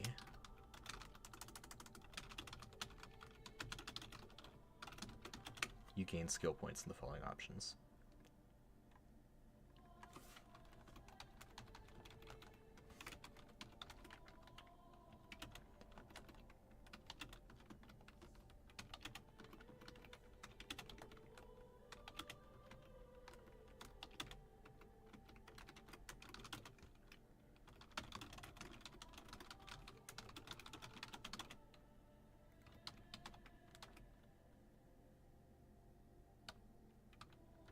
Let's do 2d6.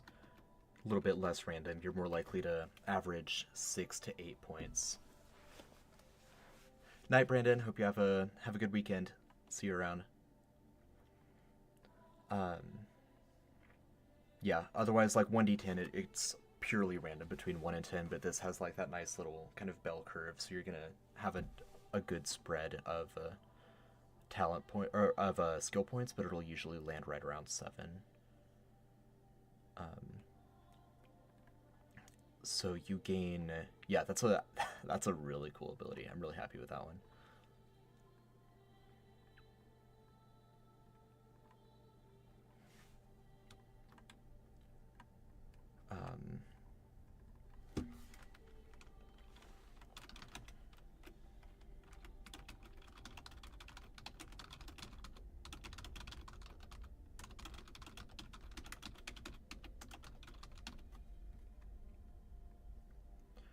Just some extra luck points. I mean, that's very helpful, but it doesn't feel very cool the way the first one does. So I'm trying to think of some flavor I can add, or like one more bonus that I can add to make that really feel nice. Maybe some divine power.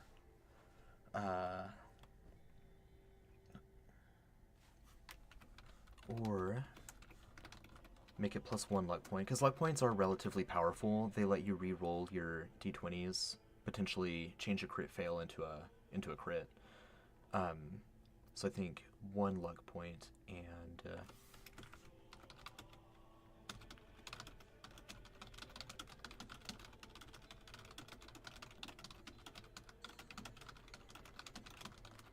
gives you a little bit more control over which skills you get from the first ability up there.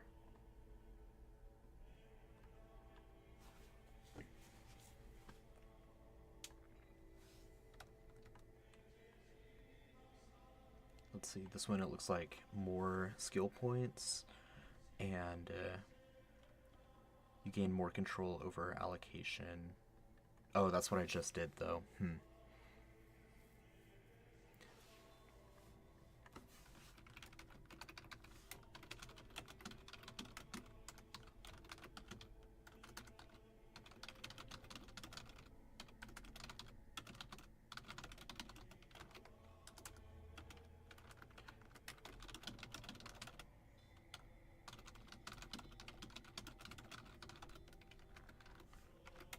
I'm gonna have to reread the psionic spells. I can't remember exactly how they work off the top of my head.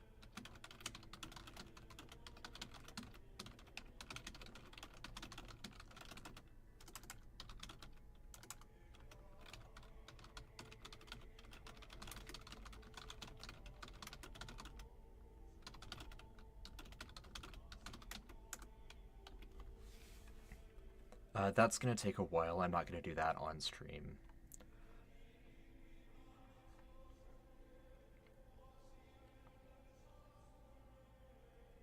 I am too. I think this is a really fun track.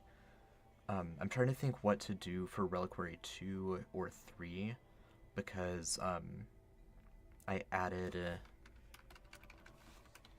this ability here that I was going to do in Reliquary 3. Aurora, that's amazing. That's it, at least for this draft, and that also makes it a really great item for an oracle build, because oracles rely on luck. That's their main stat, and so they get a lot of luck points. Yeah, I hope that happens, Jan. Hope that you're... Or Jan, I'm sorry, I might have been saying it wrong the entire time. Yeah, really hope you have fun with the campaign. Let's see, when you use a luck point. That is awesome. Good call, Aurora.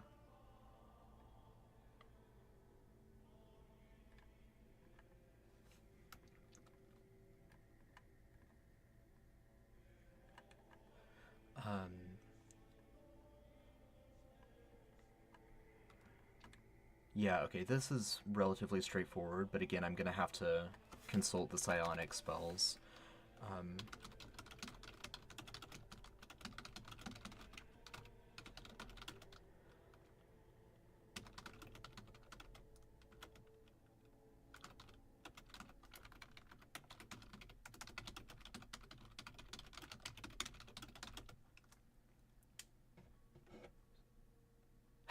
Exactly, yeah, you've got a council of elders, and they all disagree on how things are supposed to work.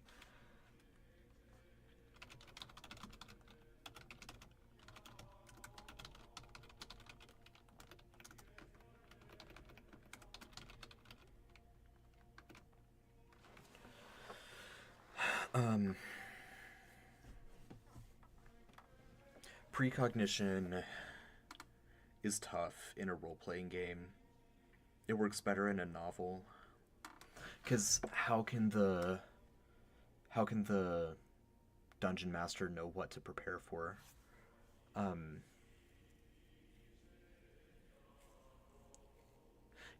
Yes, Jan. In America, Jan is usually like short for Janice, as opposed to Jan or Johan. So I apologize.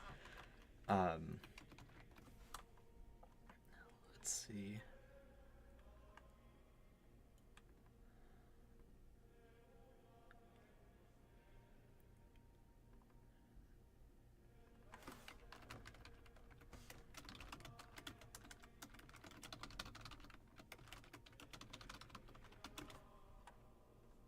Say you can cast like post-cognition, or exactly how that works, I'm not sure. I'm gonna have to reread the psionics section, but basically you'll be able to see something that happened a long time ago by spending one of your charges. So you could do that. I'm gonna say by spending 2 of your charges. That's relative. That could be quite powerful. So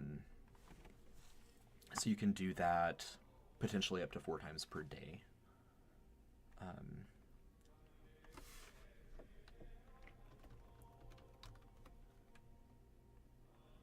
Yeah, augury spell is a good way to do precognition. I'll look at that. I believe augury is a divine ritual in, or maybe it's a primal invocation in MythCraft, but we have something like that that'll work.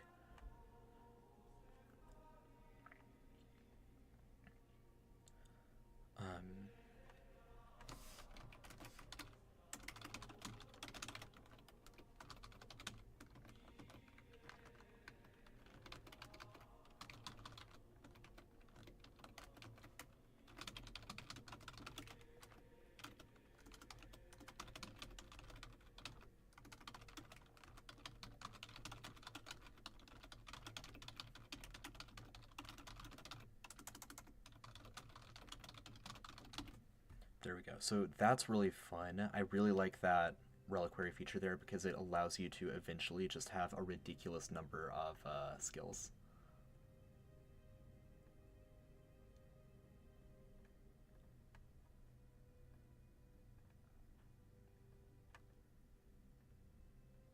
All right, well, good. Thank you for bearing with me either way. All right, reliquary 5A's taken care of. Yeah, okay, so I think I've got this for 5B.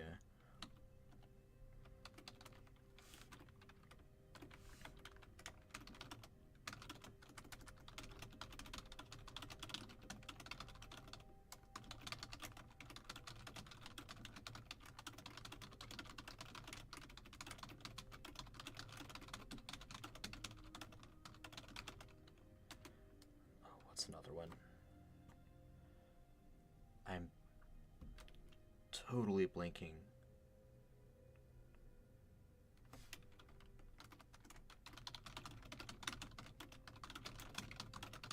There we go.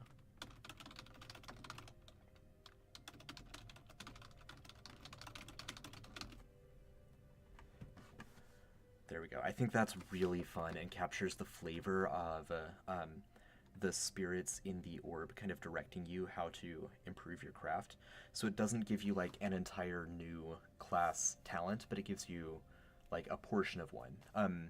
I know a lot of you in the stream play D&D, so in D&D terms that would be like gaining a feat, but instead of the whole feat, in 5th edition, instead of gaining the whole feat, you gain like 1 bullet point of that feat.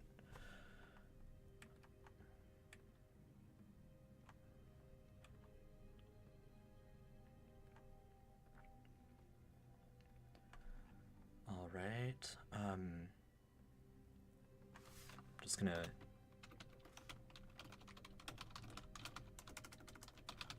make a couple notes to myself to remind myself that these ones still need a little bit more drafting. They're not quite up to par yet.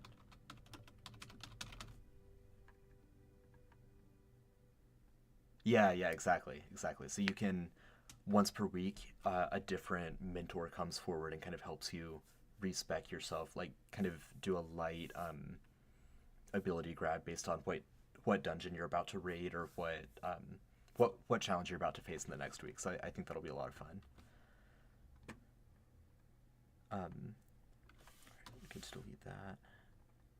Aura enhancements. Yep, 2 auras from the Zealot list.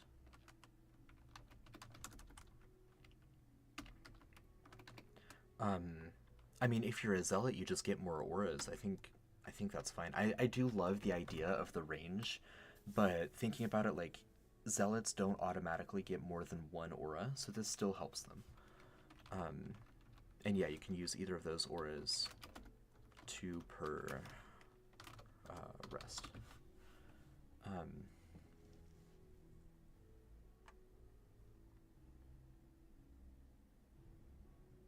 No, I don't want to have too much to track, so by spending a charge.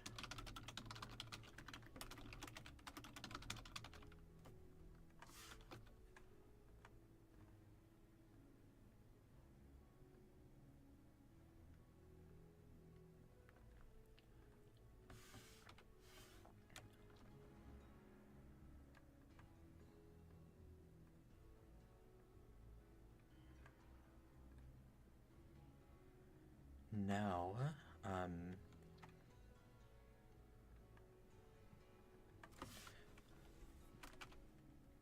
this one I'm going to have to reread exactly what the aura enhancements do. And I feel a sneeze coming on, I apologize. And now it's stuck. It's the worst feeling. Alright. Let's see. I think it's just going to be gain an aura enhancement talent.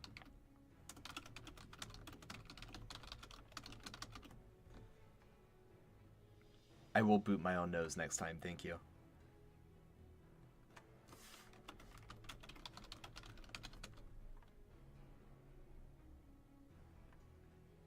I think that's fine. I'm just gonna have to check balance before I lock that one in on my draft Google Doc.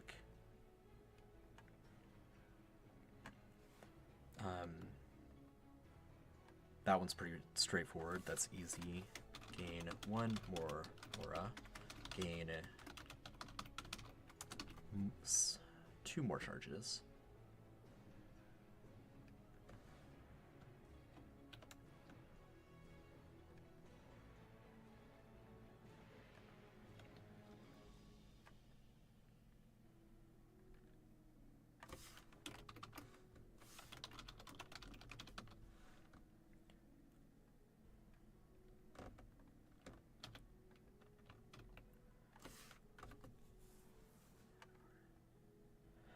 I'm worried that this isn't flavorful enough, but at the same time, like, Zealot auras are exactly what this orb is all about, right? It's an extension of your will over the battlefield. So I'm gonna leave it as is, and if the rest of my design team is like, this isn't interesting enough, I'm sure we'll figure something out. It might just be adding some flavor text and then still having it do exactly this. That's probably where we'll end up, but I think it's okay for now. And then yeah, actually, that's good. And then this 5th one, I just thought of one more thing I can do to make it a little special.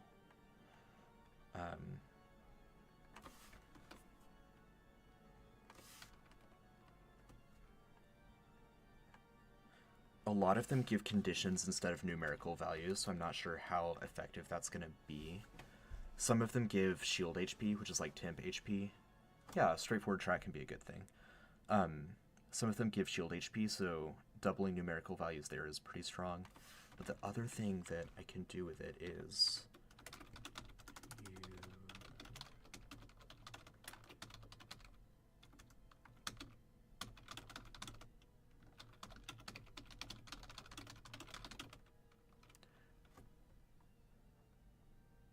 absolutely. I mean, one of the big things about MythCraft is like options, so I definitely hear that.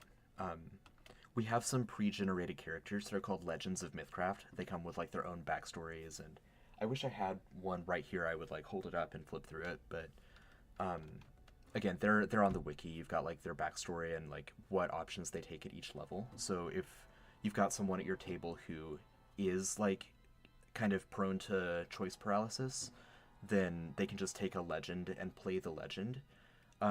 They can change out the backstory and personality if they want to.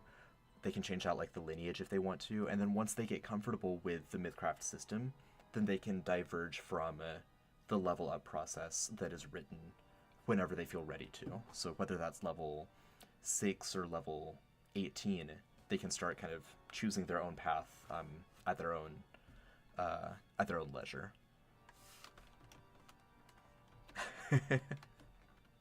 I mean, we've got 10 published legends, so there's room to pick.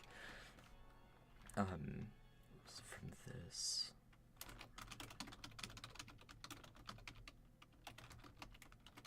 again, just like a way to kind of lightly reassign the abilities that you have based on what you have coming up.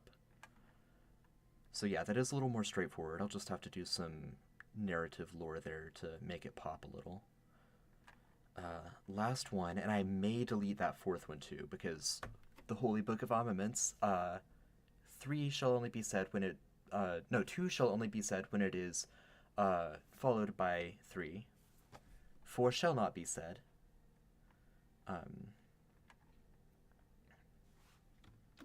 Some kind of like light cantripy thing here.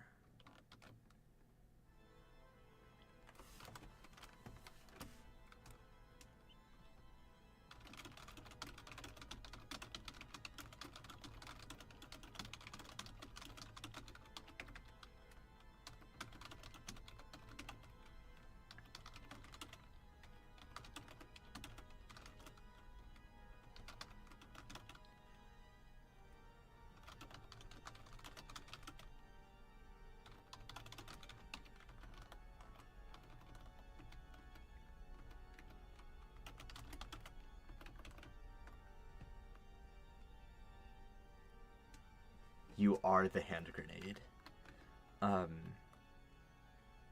Yeah, ant is anticipation. That's the defense that is linked with awareness, which is like pseudo wisdom. The breakdown isn't quite one for one with D&D, but you can kind of think of it in those terms. On a hit, this is an artifact, so it's okay for it to be a little bit stronger than normal. We'll see if Grant yells at me for that. I don't think he will. I think that's fine. Grant is the CEO. He does a lot of the lore and balance stuff as well. I'm the lead game designer, but he and I have both been doing game design for all of our lives, and so we do a lot of back and forth collaboration with this kind of stuff. Alright, that is set.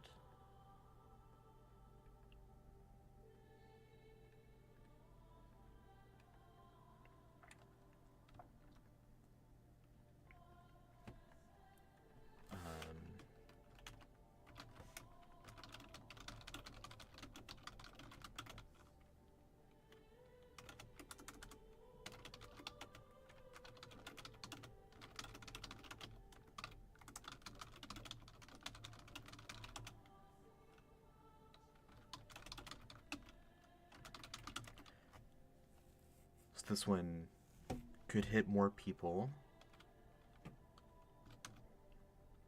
Gonna do less damage. I've got one more thing to add to it in just a second.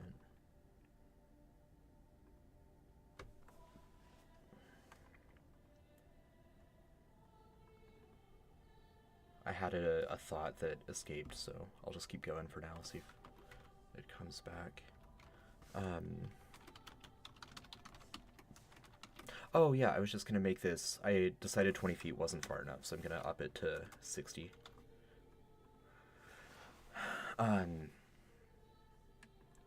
Alright, when, let's see, one charge, when you...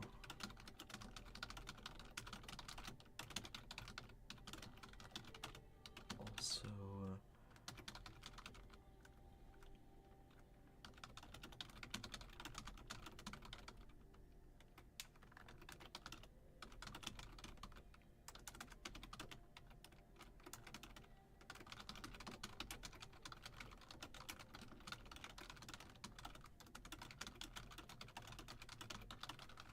just boost that a little bit. Demoralized makes the enemy easier to hit. Frightened makes the enemy unable to move closer to you and makes their attacks worse. And shaken makes their attacks more worse, but they're not afraid of moving closer to you. So 3 nice little debuffs there. And yeah, I think Dominance 3 is just going to be gain...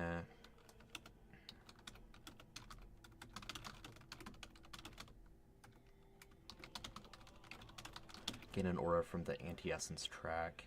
I'm gonna have to reread that because I think the anti-essence track is kind of complicated. It's like you just get one aura, but then you make it more unique in different ways.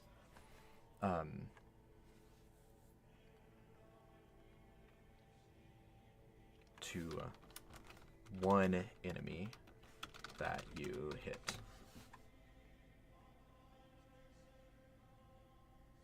Thank you, Pixelgeist, once again.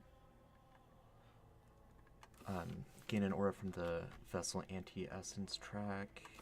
Check Vessel. If it's not that, then I'll just... Vessel is kind of our equivalent of Warlock. We don't have a Warlock per se in MythCraft. Quick lore aside. So a warlock in D&D is a being, or is a hero who has made a pact with a planar entity. I know you know this. I'm just making the comparison. In MythCraft, that could just be a cleric. A cleric is someone who either makes a pact with a planar entity, or worships a planar entity, or has some other arrangement to get divine power. So the lore of a warlock in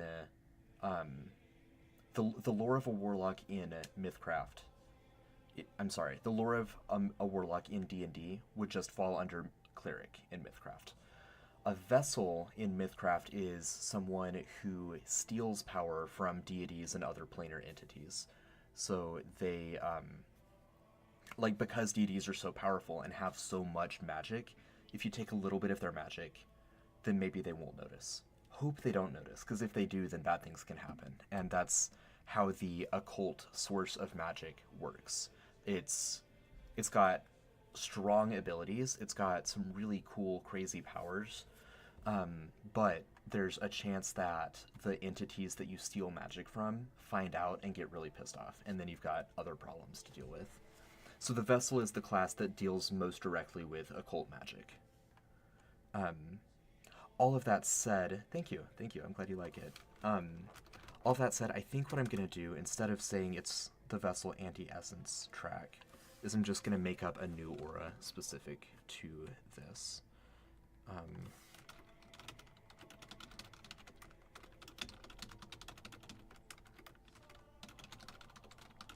2 charges. And this is going to affect enemies.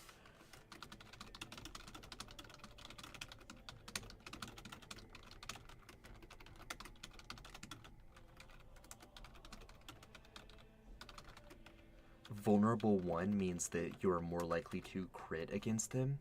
They also take 1 more radiant damage. So if a creature is vulnerable radiant 1, then if I normally crit just on a 20, I would crit on a 19 or 20, and I would also deal 1 more damage based on that vulnerable number.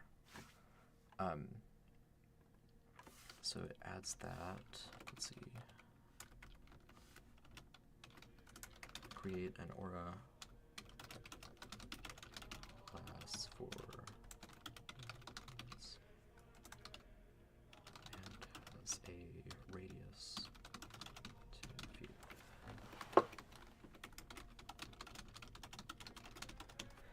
I'm gonna check my book real quick and be sure that's. I think those are the same parameters for all other auras in the Zealot class. I just want to be sure that's consistent.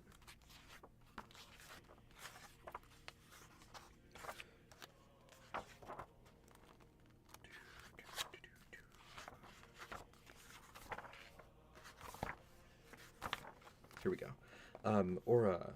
You may activate an aura by spending 3 AP on your turn. It lasts for 10 minutes or until you choose to end it early. It's a 10-foot radius. Yep, okay. Alright, enemies in the aura become vulnerable radiant 1 unless immune. They are also... No.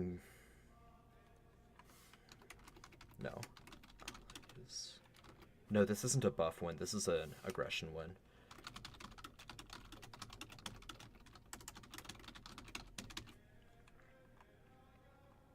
There we go. And it doesn't need to be as strong as the others. I think that's plenty strong enough.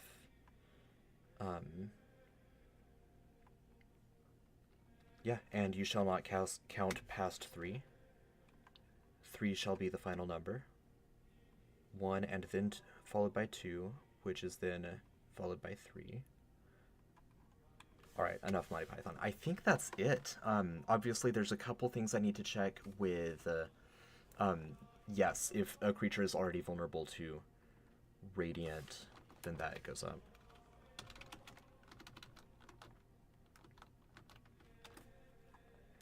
Gain as opposed to become would be the operating word there. And there's a clause in that in like the rules section of the core rulebook that I believe would clarify that.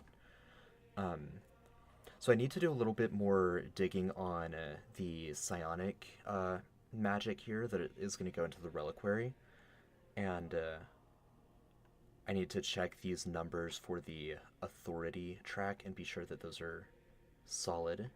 But that's it. That's the Sovereign's Orb, and I think it turned out really well. I'm really excited to get that plugged into the game.